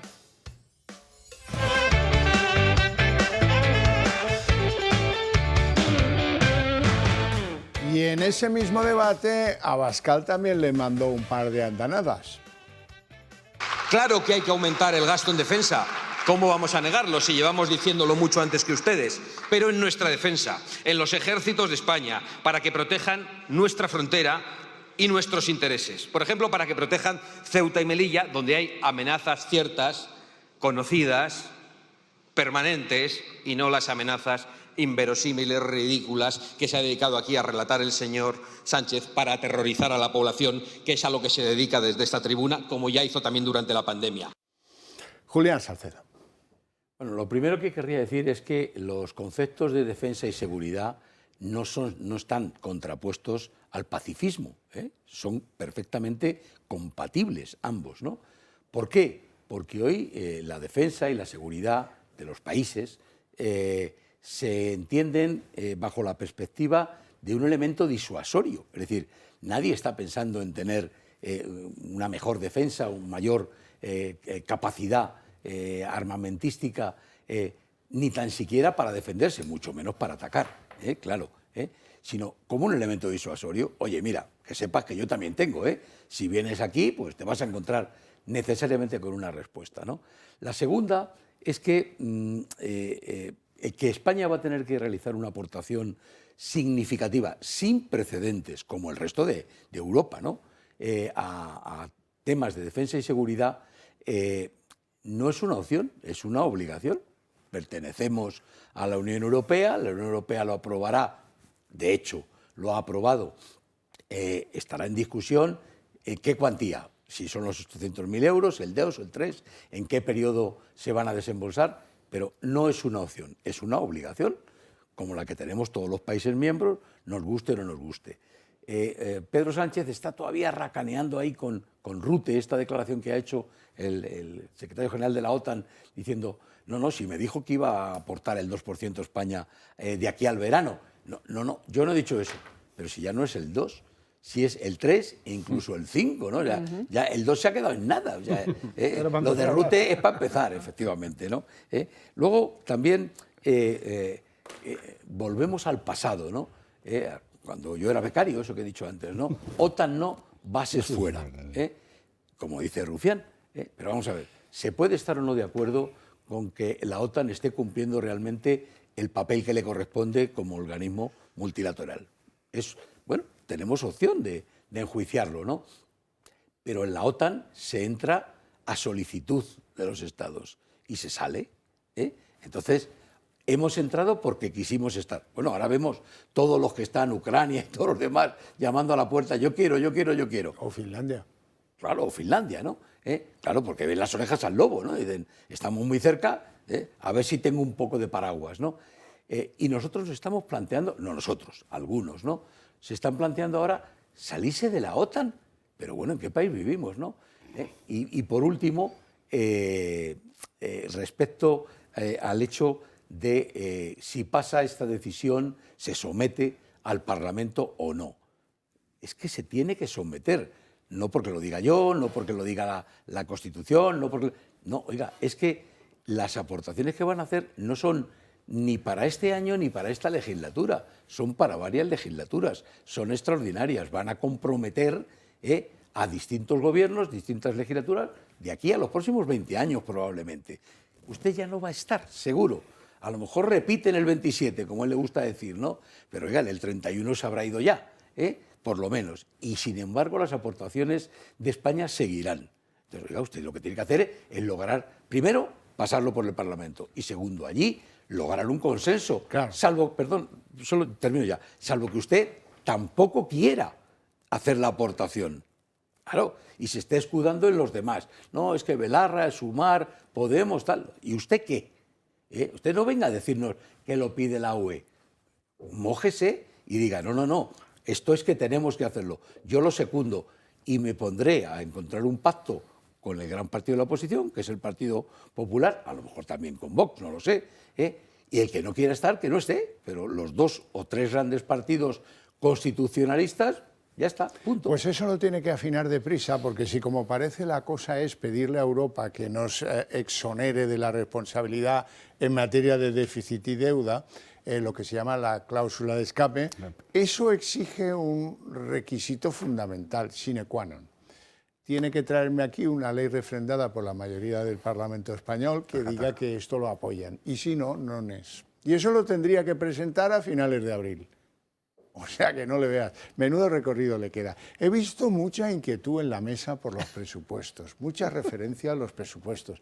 Todos ustedes han venido a hablar de los presupuestos. Bueno, pues vamos a ver lo frivolón que es el tío Pedro cuando habla de los presupuestos, que le da igual, hombre, que lleva con los del año 22 son los vigentes ahora en España. Pues como ahora me vais a venir con lo de los presupuestos, bah, hombre, ¿con qué salero? Véanlo. Nosotros somos los primeros que queremos actualizar los presupuestos generales del Estado. Y por eso estamos trabajando y negociando con los grupos parlamentarios. Si nos da tiempo a sacar unos mejores presupuestos este año, lo haremos. Si no, pues nos pondremos a negociar los del año 2026. Esa es nuestra obligación y es lo que haremos.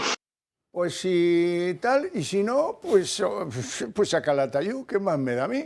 No, esa es la posición. Y luego la efigie de portavocía del gobierno, Pilar Alegría, termina de rematar al bicho y ya al final te quedas absolutamente convencido de que lo suyo no es negociar nada con nadie y en absoluto. Lo suyo es otra suerte de funambulismo. Vamos con Pilar Alegría. Yo creo que es importante poderlo, evidentemente, acordar previamente con esas fuerzas parlamentarias para que el día de mañana pueda aprobarse mayoritariamente en el Congreso de los Diputados. Creo que es un ejercicio, si me permiten, de realismo. Hay que hacerlo de una manera acordada, con esa realidad parlamentaria que tenemos. Porque si no, podemos llevar un debate, si me permiten, o podemos hacer perder el tiempo al Congreso de los Diputados y, por tanto, a los ciudadanos. ¿Para qué hacer perder el tiempo? Una obligación constitucional. Anda ya, hombre, no. no vamos a hacer perder. ¿Hay algo más importante, Alegría, que un gobierno apruebe cada año los presupuestos? No. ¿Hay alguna ley más importante que la de presupuestos, Alegría? No vamos a hacer perder. Es el estado del behaviorismo más absoluto. Yo hago lo que a mí me conviene, luego lo justifico de la forma más torticera que va a dar igual, porque nadie se los come vivos. Nadie se los come vivos. Esa es mi pena, que no veo que en la oposición haya alguien que vaya con la mano abierta y se arree ahí con todo. Eso es lo que me pasa. ¿Qué quieren que les diga? Iñaki. Sí, no, es que da la impresión de que el tema de los presupuestos pues es algo que tiene que resolver Sánchez de su propio bolsillo. O sea, ya veré yo cómo me las arreglo. A ver, no sé. No me pides explicaciones. Es que sí, no sé, me recuerda, parece de Bilbao, me recuerda lo de... Hombre, tampoco es eso. Lo del autobús que dice, ¿cuánto cuesta? Dice, pues lo compro, que se bajen todos. Le dicen que cuesta €1, pues lo compro, que se bajen todos. Bueno, pues este es igual, o sea, cree que, no sé, la guerra la va a pagar él. Esto es que es como de gila, ¿no? Bueno, en realidad la verdad es que todas las guerras, por una razón o por otra, todas las guerras son de gila. Pero en este caso, claro, a ver, primero, yo recuerdo que en uno de los programas últimos, Raúl, tú decías que ojo, si a ver con este tema del gasto en defensa y de las ayudas que él quiere pedir a Europa para ello, no vamos a encontrarnos otra vez con la capacidad que ha demostrado Sánchez de desviar dinero para los amigos, en fin, y para los propios chiringuitos, ¿no?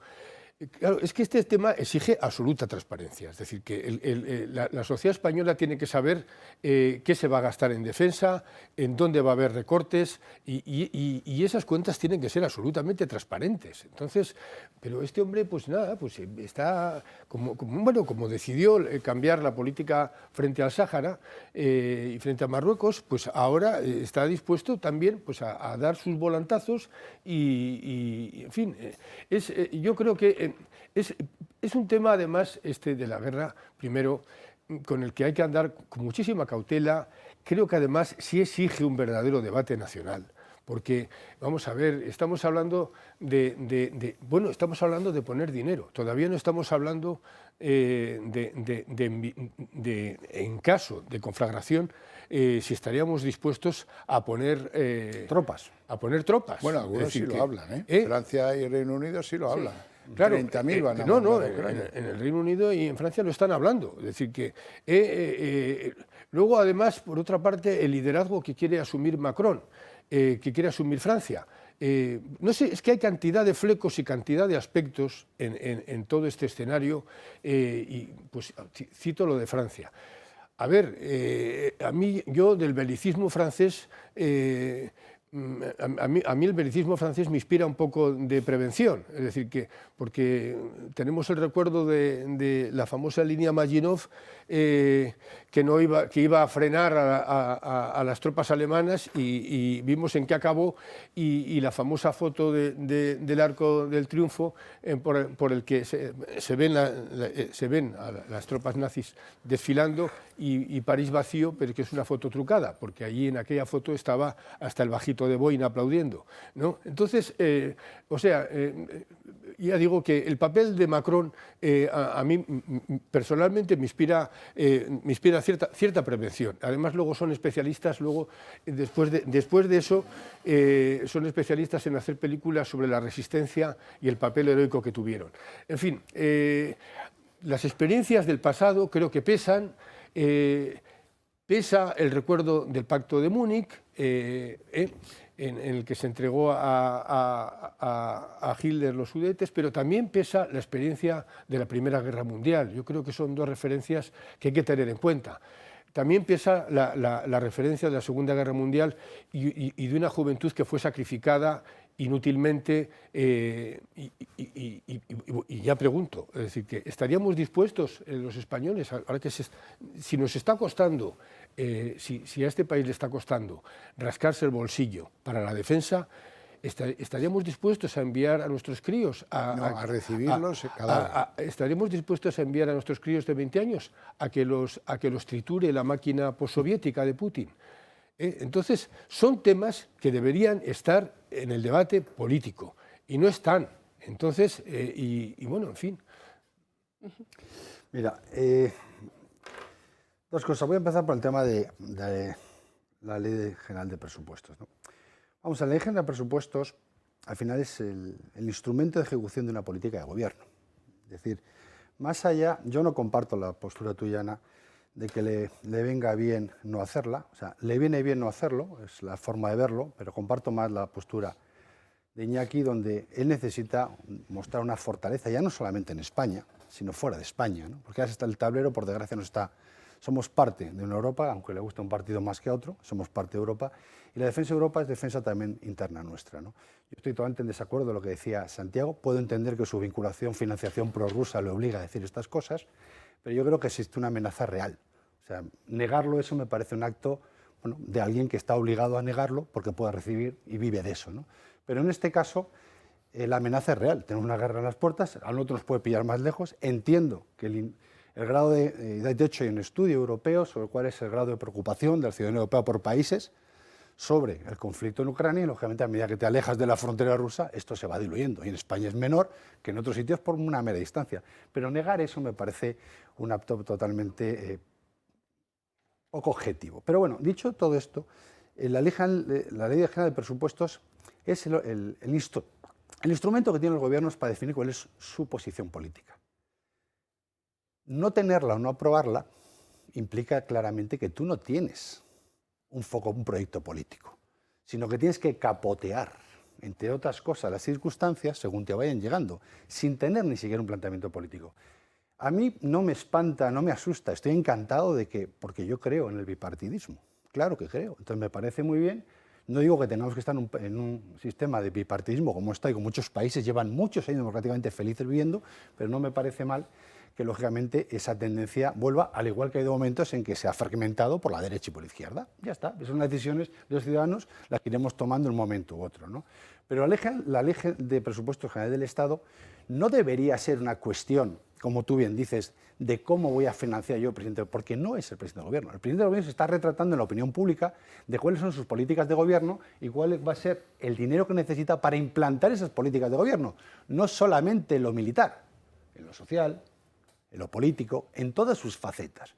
Lógicamente, a mí me ha parecido brillante el señor Feijóo, porque hace tiempo que no le veía este nivel de oposición frontal, con preguntas claras, demostrando quién está enfrente, quién tiene. Unos tienen 3 millones, encantado, con una alineación prorrusa, y otros tenemos 7,5 millones de votos a la espalda, donde es normal que los españoles en la Casa de Congreso necesitemos dar explicaciones o que alguien nos cuente qué se ha pactado, no solamente en Francia, sino con algunos países franceses. Montar una política española, europea, de defensa militar, esto no se hace en 5 días, ni con 30.000 soldados, ni con 40.000. Esto lleva una logística mínima de 5 años. Con lo cual, tal y como está la situación y tal como se están demostrando los negociadores internacionales, que teóricamente va a poner fin a este conflicto en 15 días, se están dando cuenta que no, que hay mucho más calado de fondo y de profundidad. Con lo cual, y concluyo con una cuestión.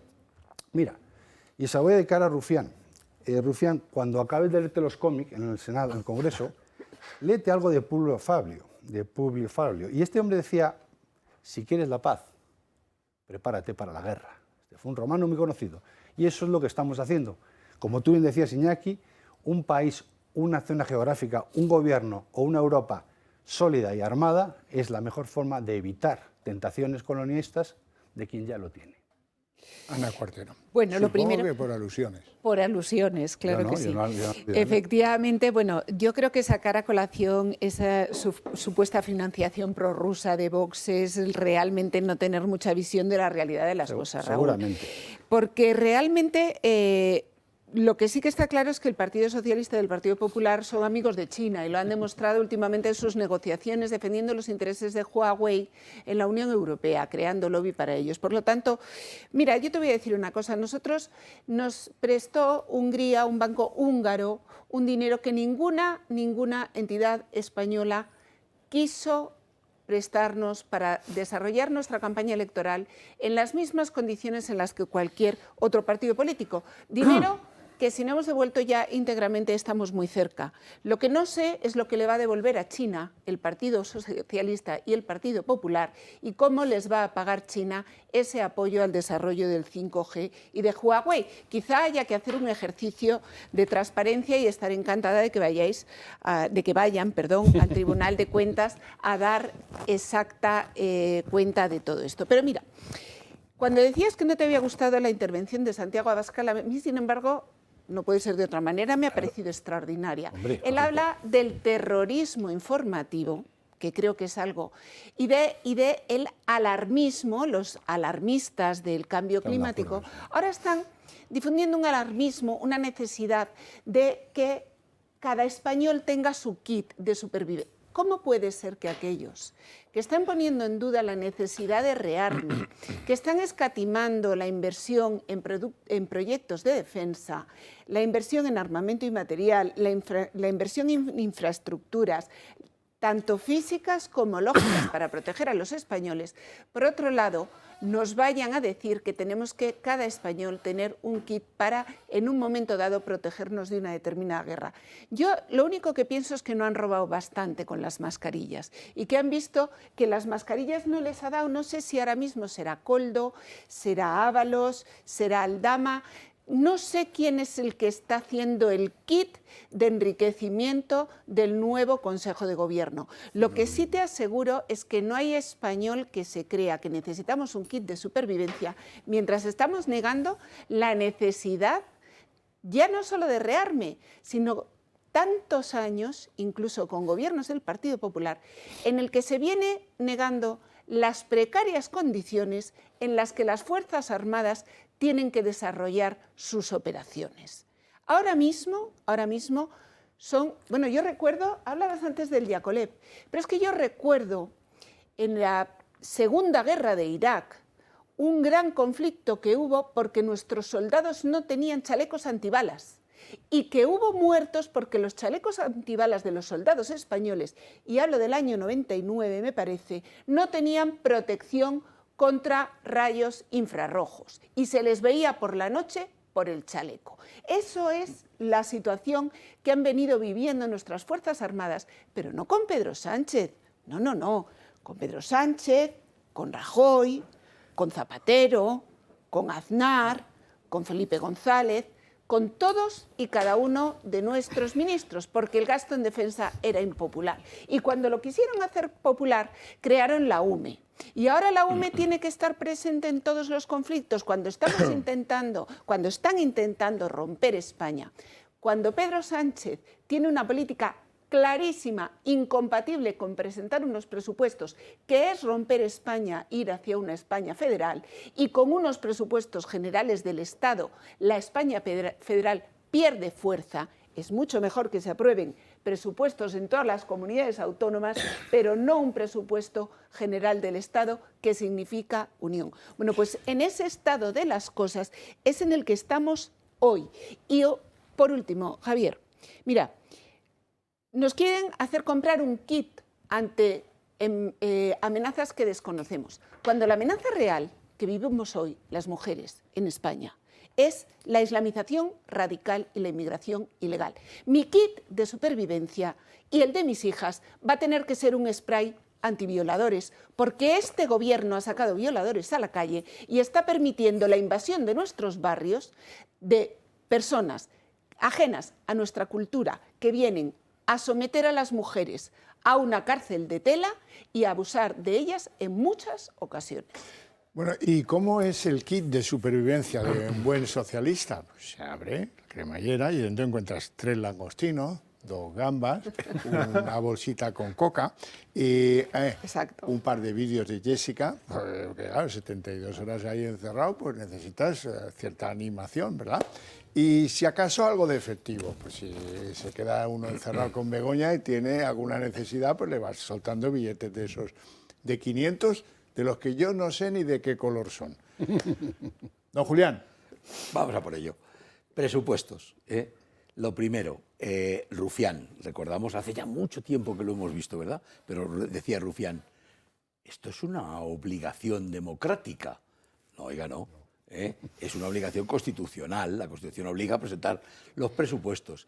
Y lo que él dice, bueno, pues si no podemos aprobarlos en 2025, que no los va ni a proponer, pues ya nos preparamos para los de 2026. Está claramente infringiendo un precepto constitucional, y lo que es sorprendente es que lo haga sin ninguna consecuencia para él, ¿no?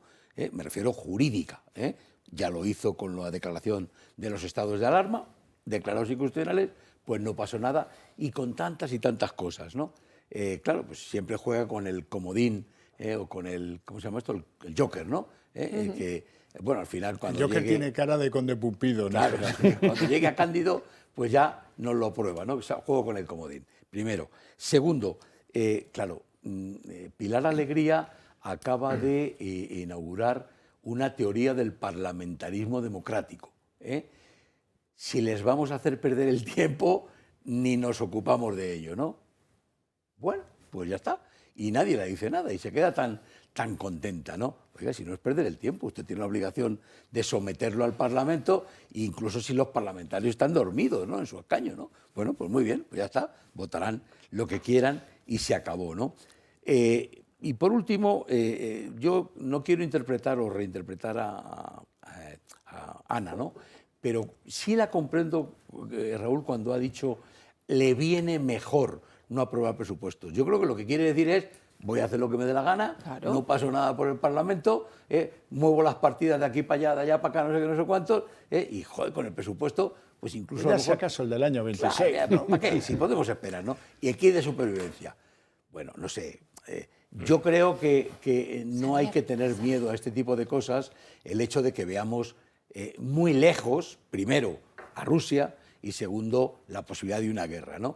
Pero yo es que creo que nuestras madres, nuestras abuelas y mi mujer ahora mismo, en nuestras casas, todos guardamos, aunque solo sea por aquello de que si viene el domingo a comer mi suegro, ¿no? Las tiritas. Claro, pues guardamos 3 o 4 cosillas, ¿no? Pues qué problema ahora hay de guardar todo este, incluido el spray antivioladores, ¿no? Bueno, no, espera, si eres socialista guardas más. Lo que pasa es que tienes un kit en España y otro en la Dominicana, pues si acaso te pilla ahí.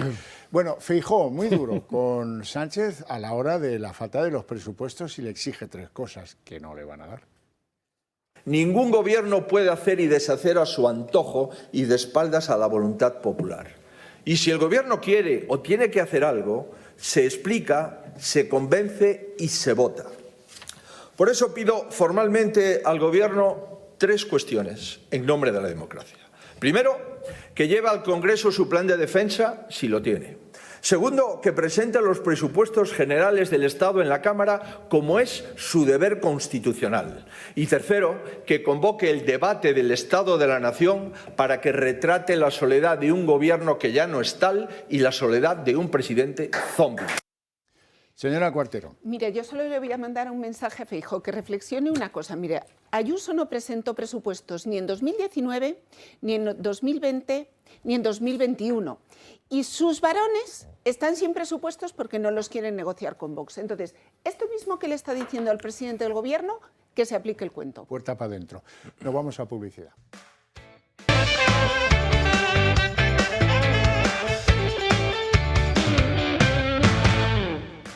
Estábamos hablando de presupuestos o de la falta de ellos y de cómo ejercer cierta pues mala uva para que se lleven los presupuestos y si fracasan, pues mira, gobiernas con prorrogados. Pero este quiere lo contrario, quiere llegar a los prorrogados sin pasar por el fracaso y eso va a ser complicado.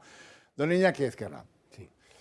No, el tema de los presupuestos, sobre todo, ya digo, lo que exige es transparencia, es decir, que saber en qué se va a gastar. Lo que pasa es que como aquí no se está concretando nada sobre esta guerra, y luego, claro, lo que se está pidiendo es que el dinero salga de los particulares con lo del famoso kit de supervivencia que mencionaba Ana. Vamos a ver, que hay una parte que quizás sea reivindicable y es que, hablando en esos términos bélicos, puede ser, eso sirve para que la sociedad tenga conciencia del peligro que supone una guerra y de lo que no se quiere hablar. Un peligro los menas. Porque no se habla del alcance que tendría y en qué consistiría y si nos podría caer un misil, de esto no se habla. Pero, por un lado, es decir, todo lo que tenga que ver con concienciación frente a un tema grave ante el que la sociedad española yo creo que está mirando hacia otro lado, está bien. Ahora, que efectivamente, claro, resulta ridículo. Si de lo que estamos hablando es de misiles y de tener... claro, esto me recuerda pues, a las paranoias que se crearon en la sociedad norteamericana cuando había un peligro de amenaza nuclear y todo el mundo se fabricaba su propio refugio. Aquí, como en España el suelo está más caro, en fin, la gente no dispone de renta. A eso una ministra socialista le llamaría solución habitacional. Claro, como la gente vive en pisos, pues no nos pueden pedir que hagamos un refugio en el suelo y que perforemos el suelo, sino que se nos está vendiendo pues este kit de supervivencia que es pues el maletín de la señorita Pepis, en realidad. O sea, ante un misilazo que nos caería, pues no sé a qué podríamos recurrir, ¿no? Yo, la verdad es que tengo mucha prevención con estas cosas cuando se piden iniciativas de la propia ciudadanía, porque recuerdo que cuando existía la amenaza terrorista de ETA y nos llamó a los miembros del Foro Hermoa, nos convocó la Ertzaintza. Al principio, cuando se estaba debatiendo si íbamos a tener protección o no íbamos a tener, nos convocó para presentarnos un vídeo en el que aparecían pues como una docena de posibilidades que teníamos todos de morir asesinados. Que según salías de tu casa, pues, se veían unos dibujos infográficos y aparecía el terrorista con una pistola que te pegaba un tiro y te caías. Entonces, como los cómics, bang, bang. ¿No? Claro, se supone que era para nuestra propia seguridad, pero lo que conseguían, lógicamente, la Ertzaintza era aterrarnos. Paranoicos todos, claro. Y bueno, y en algún caso ya... un guardaespaldas, hombre, pero que no te amarguen la vida. En algún caso ya consiguieron que alguien se viniera en aquellos años corriendo a Madrid, o en fin, que saliera del País Vasco, ¿no? Entonces yo tengo cierta prevención frente a eso, ¿no? Al final yo la conclusión que saqué de ver, ya digo, aquellas posibilidades, aquella docena de posibilidades de que te mataran y cómo te iban a matar, lo que decidí es, en lugar de solicitar la protección de la Ertzaintza, solicitarla de la Guardia Civil. Que eso me dejó bastante más tranquilo. Pero bueno, en fin, ya digo que todo esto tiene algo de pintoresco, pero claro, es que detrás del kit de supervivencia, a ver si volvemos al mismo tema, a ver quién quiere hacer negocio con esto. O sea, en fin. Siempre hay un coldo detrás de cada historia. Siempre habrá un coldo detrás y una aldama y todos los demás. Bueno, vamos a cambiar de asunto, porque quiero que hablemos de Begoña, y hay novedades interesantes en el caso Begoña. La primera y principal, desde mi punto de vista, claro, esto es opinable, oiga, es que ha aparecido ahí que ella se escribía o mandaba correos, se hablaba con empresas privadas y les decía que fueran a Moncloa a conocerla, se ofrecía como servicios, digamos, técnicos, para que a través de esos encuentros esas empresas pudieran acceder a contratación pública. Ya con esto, chico, es pues tarjeta roja, penalti y expulsión, porque estás vendiendo la Moncloa, estás vendiendo tu condición de esposa del presidente y estás ofreciendo algo que no puedes ofrecer. Estás enseñando la patita y demostrándole a los españoles que todo este teatrillo está amañado, que los contratos, si los quieres conseguir, hay que acudir a la mordida, y tú te ofreces, claro. ¿Y tu ventaja cuál es? Pues que todo el mundo pensará, hombre, resulta que si esta es la mejor pagarle a esta que a Ábalos. Está más cerca, ¿no? Está más cerca del presidente, no lo vamos a negar. Y a continuación de que el señor Peinado, el juez Peinado, Juan Carlos, que es el instructor del caso de Begoña, ha decidido que él quiere investigar la función de Begoña Gómez en las ayudas a Globalia Air Europa. Las ayudas portentosamente generosas y rápidas que llegaron como la mantequilla al pan en el momento en el que la necesitaba los Hidalgo. Bueno, muy bien. Entonces, claro, pues siendo que la señora del presidente estuvo en San Petersburgo con Javier Hidalgo, siendo que uno entraba en la oficina del otro, Hidalgo en la Moncloa y la señora del presidente en Air Europa, cuando les daba la gana, siendo que Air Europa Globalia le regaló pues una capacidad para poder volar con su séquito a donde le conveniera y le viniera en gana, pues hombre, es lógico pensar que a lo mejor en esa rapidez, en esa velocidad inaudita de ayudas y en esa cuantía haya podido incidir la amistad de la señora Gómez con el consejero delegado de Globalia. Señal de que no va muy errado el magistrado Peinado es la reacción. Parece que le han enseñado al anticristo, no sé, pero han reaccionado ante el juzgado Begoña, sus letrados, no puede investigar lo de... Que digo yo, vamos a ver, a veces hay que, cuando a uno le gusta el mar y no tiene otro instrumento, tiene que enfilar con algo visual en la costa, o sea, un faro, sea una luz, un edificio, lo que sea, si es de día, si es de noche, enfilando. Dice, hombre, vamos a ver, si todo lo de Globalia Air Europa es justo, legal y está bien hecho, ¿por qué se enfadan cuando el juez lo quiere revisar? Que revise lo que quiera. Eso es la prueba del 9. Julián. Sí, bueno, si me lo permites, la primera parte de Begoña, la verdad es que ya no nos sorprende nada, ¿no? Pero a mí me recordaba, todos hemos pasado por ello, ¿no? Esas empresas que organizan eventos y que te llaman lo telefónico, te van tal, y te dicen, venga usted a un evento que celebramos en el hotel no sé cuánto o en la sala no sé qué, y le vamos a regalar solamente por asistir 3 días en la playa, no tiene usted obligación de comprar nada, solo por asistir. Claro, estadísticamente ya saben que hay un determinado porcentaje que terminan comprando el producto, ¿verdad? Descompensa y se acabó. Bueno, pues esto es lo mismo, claro, con una diferencia, que lo organiza en el Palacio de la Moncloa, que no es suyo, ni tan siquiera es del presidente del gobierno. Y que lo que regala tampoco es suyo. Por supuesto, ¿no? Entonces yo creo que es que, como en todo, como mínimo hay que guardar, no solo respetar la ley, sino guardar las formas, ¿verdad? Es decir, oiga, yo te puedo invitar a mi casa cuando es la mía, pero no al Palacio de la Moncloa, ni cosas por el estilo, ¿no? Entonces, mal lo tiene que estar viendo. Yo creo que el juez Peinado va pasito a pasito y, hombre, esperemos que haya un momento en que se decida a cerrar el procedimiento, ¿no? En la instrucción, quiero decir, la fase de instrucción, y ya esto abra en la apertura de juicio oral y sea lo que Dios quiera, ¿no? Porque es que al final vamos a tener investigando aquí la guerra de Cuba, si la cosa está más clara que el agua, ¿no? Ya poco más le faltará, ¿no?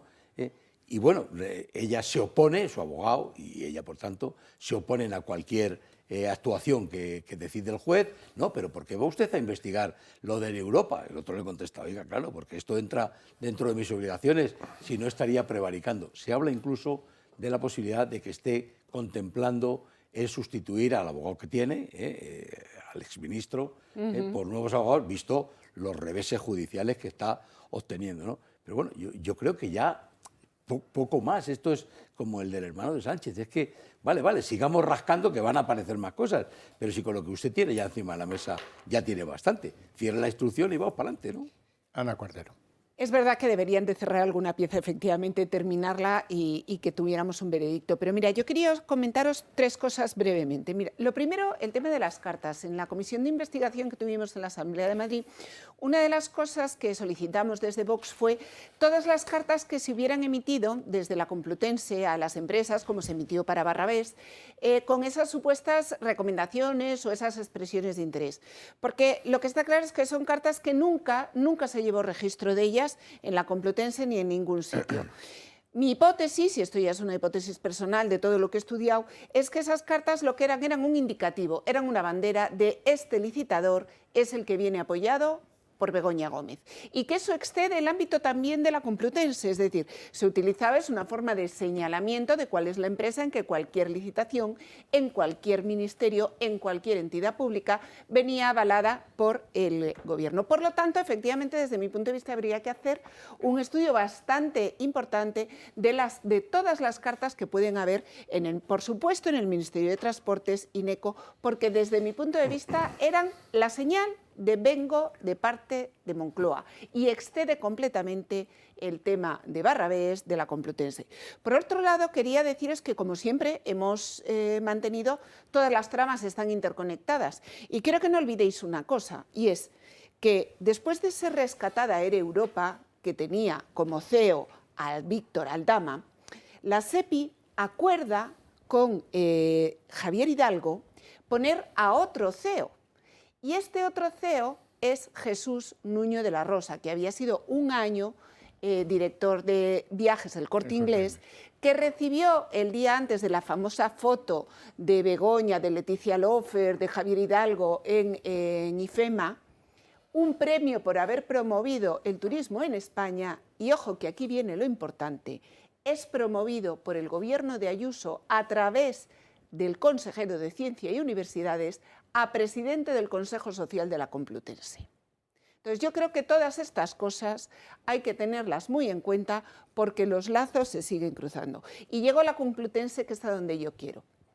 La Complutense, para que Begoña pueda desarrollar sus máster, crea la Escuela de Gobierno en el seno del campus de Somosaguas, coordinada básicamente por la Escuela de la Facultad de Ciencias Políticas.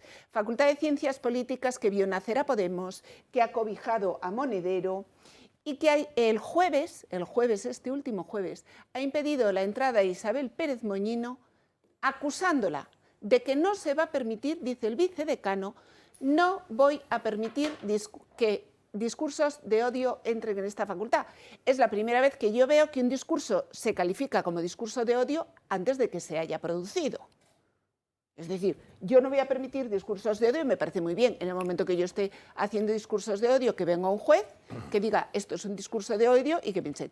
Pero se impide la entrada de 5 diputados de la Asamblea de Madrid con competencias en la universidad que entren bajo una supuesta acusación de discurso de odio o de que 12 furgones de la policía eran incapaces de asegurar su seguridad dentro de la facultad. Una facultad, insisto, que ha cobijado a Monedero, que ha creado una escuela de gobierno para que pudiera seguir prestando labores de consultoría a Venezuela, motivo por el cual ya estuvo expedientado, que ha cobijado los másteres fraudulentos de Begoña Gómez, creándole la estructura de la escuela de gobierno para proteger una cátedra extraordinaria que nunca debió tener y unos másteres. Esa escuela ha intentado calificar la verdad de discurso de odio y desde luego que eso en Vox no lo vamos a consentir. Bueno, Begoña, Raúl. Por eso voy a volver a Begoña. A ver, yo quería, en el asunto que nos ocupa, ya me gustaría hablar de 3 puntos también, que han salido por nombre.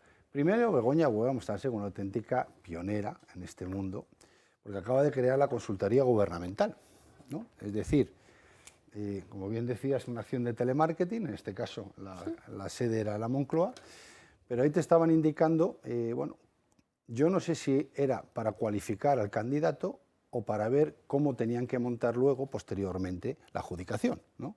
Es decir, en cualquiera de los casos, y tú lo has dicho muy bien en la entrada de este corte, yo creo que poco más hay que investigar para demostrar o para que se le vea la patita a Begoña, porque bueno, esto es como se dice, es blanco y en botella, ¿no? Yo creo que la traza está bastante clara. Luego habría que ver de esa consultoría o de esa invitación de telemarketing cuál ha sido el resultado final y sobre todo, igual tirando el hilo, sacamos que alguna empresa de las que fue auditada y consultada tuvo una prebenda o tuvo mejores condiciones de adjudicación que otras. Pero yo voy al siguiente punto, más allá de la más que previsible condena bajo la imputación de la señora Begoña, mujer de Sánchez, vamos a una cuestión que estamos aquí en la mesa hablando continuamente de si el juez Peinado debería o no cerrar la fase de instrucción y entrar en juicio oral.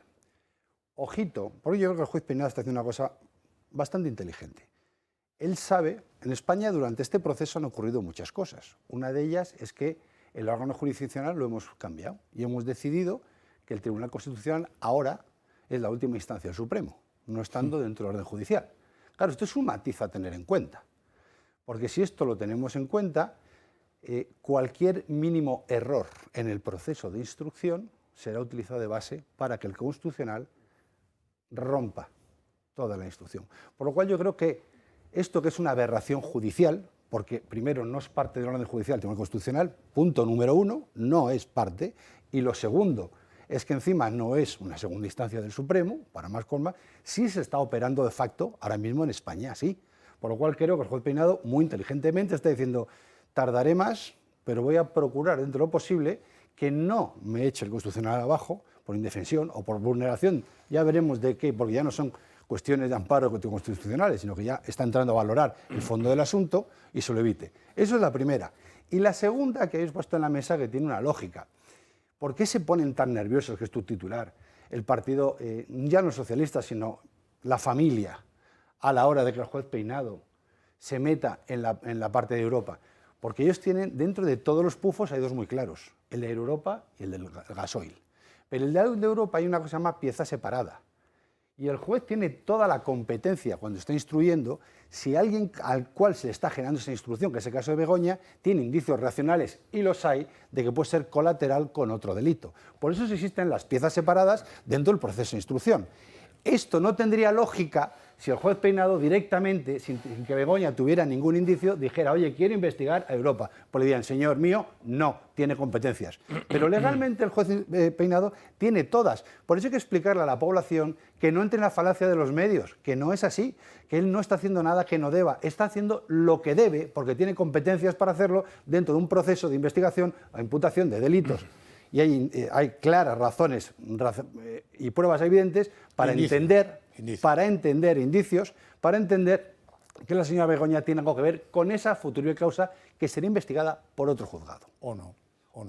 Pero en el caso la competencia tiene. Entonces, lo que hay que aclarar es esto, porque la gente empieza a decir, es que se está inmiscuyendo. No, perdone, explíquele usted cuáles son las competencias de instrucción y ya está. Lo único que ha hecho Peinado es ordenar a la UCO que investigue la función que desempeñó Begoña Gómez en la concesión de las ayudas a Globalia. Pues Peinado está haciendo una instrucción que debería hacer cualquier juez cualificado de este país. Claro, no hay para ponerse nervioso, Begoña, hombre. ¿Tienes experiencia en esto? Iñaki.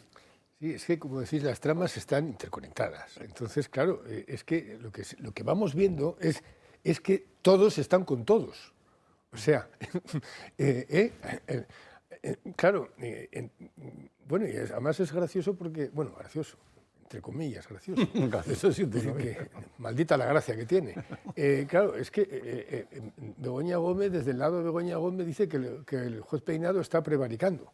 Y lo que responde también el juez Peinado, y tiene razón, es que sería prevaricación no entrar en la trama. Es decir, que, y luego, claro, todos los esfuerzos que se están haciendo para impedirle y cortarle ese camino. Es decir, que, bueno, está desde la Audiencia Provincial de Madrid, que en principio le dice que hasta que no haya indicios sólidos, bueno, por lo menos no cerró la puerta del todo. Pero bueno, en fin, y luego está la operación también que se pretende a través de la Fiscalía Europea y enviando a alguien que está teledirigido por Dolores Delgado o por Bolaños para que se encargue del caso y también volver a cerrar el camino. En fin, está claro que ese camino se quiere cerrar. Ahora, en todo esto yo creo que están jugando un papel muy importante los despechados y despechadas de las parejas, o sea, porque claro, está esta amiga de Begoña Gómez, que es esta Leticia Laufer, o Laufer, y luego está el exmarido, que es Jesús Pérez, que es el que ahora está largando. Es decir, que ese lo que dice es que no es que estaba el tema de Globalia, no es que su mujer hablaba con Begoña Gómez sobre Globalia, es que hablaban de todo, de las mascarillas, de no sé qué. Entonces, este hombre, pues ya digo, el papel de los despechados y despechadas, es decir, que voy a ser políticamente correcto, mencionando, y los despechades, pues está jugando, ya digo, bien, está actuando a nuestro favor. Es decir, que de los despechados siempre sale mucho material. Se repite siempre la historia. Me estaba acordando del chileno, del caso del caso Filesa. Sí. No le pagaban y el hombre pues fue y cantó. Vamos a hablar de otra movida importante. Cándido, el gran hermano del Constitucional, está preocupadísimo, porque no se esperaba que la audiencia de Sevilla, a la que considera un tribunal menor, pues se atreviera a una providencia en la que dice, oiga, les doy 10 días para que informen porque voy a mandar esto de el limado, el lijado, el raspado de la sentencia del ERE, yo no lo voy a hacer y voy a plantear una cuestión prejudicial al Tribunal Europeo de Justicia y hay apenas, y lo para allá que lo va a mandar. Y entonces sale el gran hermano Cándido y dice, un momento que has topado con la Cofradía Santa, a ver, argumentame esa providencia. Y la audiencia le ha contestado, mira, ¿sabes qué te digo? Que quien va a argumentar eres tú. Si quieres la providencia lo vas a tener que argumentar. Nunca se había visto un nivel de confrontación entre una audiencia, 5 magistrados, y el presidente del Tribunal Constitucional. La Audiencia Provincial de Sevilla planta cara al Constitucional por sus intentos de impedir que el caso de los ERE llegue a la justicia europea. El organismo presidido por Conde Pumpido pretende impedir que los jueces ordinarios puedan recurrir a la justicia europea las sentencias del Constitucional en el caso ERE. Considera que vulneran el derecho comunitario presentando una cuestión prejudicial. Es por ello que la Audiencia de Sevilla pide al Constitucional que justifique la postura de su providencia. Este nuevo conflicto llega después de que el Constitucional decidiera anular parcialmente las condenas por malversación y prevaricación que impusieron a los condenados por los ERE. Salió adelante por los votos a favor de 7 magistrados progresistas. El resto de magistrados del sector conservador votaron en contra y advirtieron que las sentencias podrían vulnerar el derecho europeo. A pesar de ello, la mayoría progresista del Constitucional borró delitos de prevaricación y malversación por el reparto de casi 680 millones de euros de la Junta de Andalucía. Los socialistas José Antonio Griñán, Manuel Chávez fueron algunos de los condenados beneficiados por esta decisión. Y como la mayoría progresista, encabezada por Conde Pumpido, ya se ha salido con la suya, está intentando a toda costa evitar que los magistrados sevillanos recurran a la justicia europea. En definitiva, un intento más de Sánchez y los suyos por favorecer a condenados por corrupción. Raúl Ramírez. Muy breve y, como dicen, al pie. Vamos a ver, la audiencia tiene las competencias directas de cuando detecta que existe algo que va contra la norma del derecho europeo, elevarlo al TJUE. Y el TJUE tiene la obligación de entrar al fondo de la cuestión cuando se le eleva una acción, por acción o por omisión, que pueda atentar a la norma europea. Y especialmente, y así lo dice, en ámbitos de corrupción. O sea, la fotografía es como te hace una Polaroid y te la ponen. A partir de ahí es innegable que la audiencia actuó como corresponde, porque está entendiendo que la vulneración de sus derechos atentan contra la normativa europea, y por otro lado hablamos de un caso de corrupción condenado en firme, no es una suposición de corrupción. Por tanto, y por ser muy claro, que os cuenten lo que les dé la gana el Gobierno, que aquí una vez más vemos cómo, ya que no tenemos fiscal general del Estado, porque no está, ha desaparecido, ahora resulta que el fiscal general del Gobierno es el Tribunal Constitucional, claro, que no teniendo competencias para lo que está haciendo, intenta coartar, igual que el caso anterior comentado, a un tribunal donde no, primero ni está en orden judicial, ni siquiera es miembro de ese orden, y segundo, sin competencia para hacerlo. La intimidación es un acto que va siempre en paralelo al miedo. Tú intimidas porque temes. Sí, aquí hay varios disparates. Que el Tribunal Constitucional actúe como un tribunal de casación y que se permita pues, corregir al Supremo y a quien haga falta. Y por otra parte, la lógica, en este caso, para haber exculpado a Chávez y Griñán, que es que amparándose en que el delito estaba sancionado por el propio Parlamento andaluz, quiero recordar, ¿no? Sí, sí. Claro, es que entonces, bueno, vamos a ver, se ha acabado ya el Código Penal, es decir, que si tú consigues con una mayoría que el Congreso de Diputados o que cualquier Parlamento autonómico donde tienes mayoría. Porque tienes mayoría, legitime un delito, pues entonces vamos, apaga y vámonos, se acaba. Para eso tiene la prerrogativa el gobierno, no el Parlamento, del indulto. Claro. Que son cosas diferentes. Claro. En fin, un disparate. Julián. Un disparate más. Sí, bueno, yo lo que querría decir es que en todos los ámbitos de la vida el exceso de confianza y la soberbia no son buenas consejeras, son malas.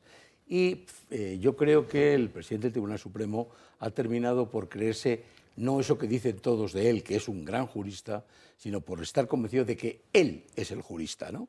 Y eso significa un desprecio absoluto a todos los demás jueces y tribunales, ¿no? Yo creo que en algún momento esto le va a costar un disgusto, y bueno, porque es que él va cada vez un paso más adelante y tarde o temprano se encontrará con algo que puede no gustarle, ¿no? En cuanto a lo que decía Raúl, de que el fiscal general del Estado no tenemos, sí, le tenemos imputado, instruido ante el Tribunal Supremo, ¿no? Refiero como las funciones de los ciudadanos, sí, claro, no institucionalmente. Ya quisiéramos no tenerle. Exacto, a este sí. Claro, yo no digo que Cándido Conde Pumpido no sea un brillantísimo jurista, porque no tengo elementos para calibrar eso. Lo que digo es que es un político muy imprudente, porque con la toga puesta no podía decir aquello de me gusta mancharme la toga con el polvo del camino. O lo que está haciendo ahora, le queda mandato, ya lo sé, hasta el 30 le queda mal que nos pese, pero lo que está haciendo ahora es arruinar un pasado de jurista con decisiones que cuando no son arbitrarias son mal. Pero eso va a llegar en forma de sentencia, espero, del juez europeo, y entonces hablaremos. Doña Ana Cuartero. Pues yo se la voy a pasar a Raúl, porque mira, este Tribunal Constitucional es ni más ni menos que el resultado del bipartidismo. El pacto del bipartidismo. ¿Qué haríais sin el PP vosotros? El pacto por el que Pablo Casado entrega el Tribunal Constitucional a Pedro Sánchez.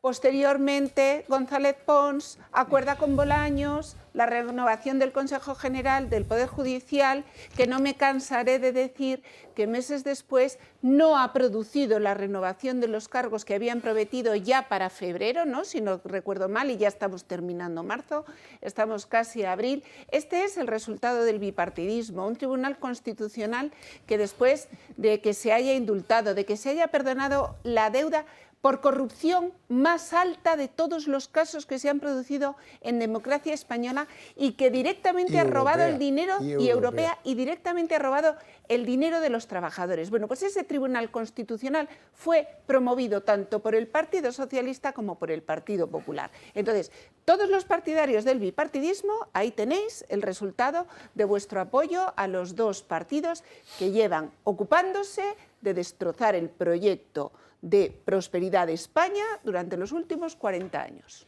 También pactaron el Tribunal de Cuentas. También, bueno, por Dios. Ahora ya Enriqueta Chicano. Ahora ya me quedo más perdóname, tranquilo. Javier, ¿Es verdad? que ¿Es verdad? solo te voy a decir una cosa. Por lo menos te voy a decir una cosa. Enriqueta Chicano, pactada, socialista, vida de los socialistas, pero por lo menos tiene la decencia de comparecer ella sola delante en el Congreso de los Diputados, en la Comisión de Presupuestos y Hacienda. Y aquí tenemos también, puesto a dedito por la señora Ayuso, tenemos al señor Leguina, que nos ha pedido que por favor no comparecer nunca solo delante, porque lo primero que hizo en su primera comparecencia para explicar un informe sobre la mala gestión de la Agencia de la Vivienda Social en la Comunidad de Madrid fue decir: señores, yo es que de este tema no tengo ni idea. Bueno, entonces, este es el nivel. Un tío honrado dentro de la política. Los greatest hits del bipartidismo, es verdad, pero en no España. seas hombre, por lo menos eso no. Tampoco os molestéis. Algún día gobernaréis en España, ojalá, si nos apoyáis a la gente del bipartidismo. Si no, seguiréis perdiendo votos como ahora. En Valencia acabamos de apoyar a algún día llegaréis. Nada, no hay manera. Vamos a ver. Yo quiero recordarles varias cosas. La primera, esto de los gastos en defensa, ¿ustedes se acuerdan de Zapatero? Que estábamos en la Champions League, decía. Y un día le llamaron en Europa y le dijeron: mira, muchacho, convoca elecciones, que el problema eres tú. Esto de los gastos en defensa pudiera muy bien imitar aquel comportamiento de alguien que te llama y te dice: mira, Pedro, a ver si el problema eres tú, convoca, pero ya. Ya, no puede ser el último que nos esté frenando los planes de lo que sea, del ejército de Úrsula o de lo que queráis. bienvenido va a ser, ¿no? Y lo último que os quiero recordar es que entendáis que si queréis que esas ideas que compartimos, vosotros y nosotros, prosperen, pues una manera adecuada de hacerlas prosperar, ir un poco más deprisa de cómo van, es haciendo socios del Club de Amigos del Toro Televisión.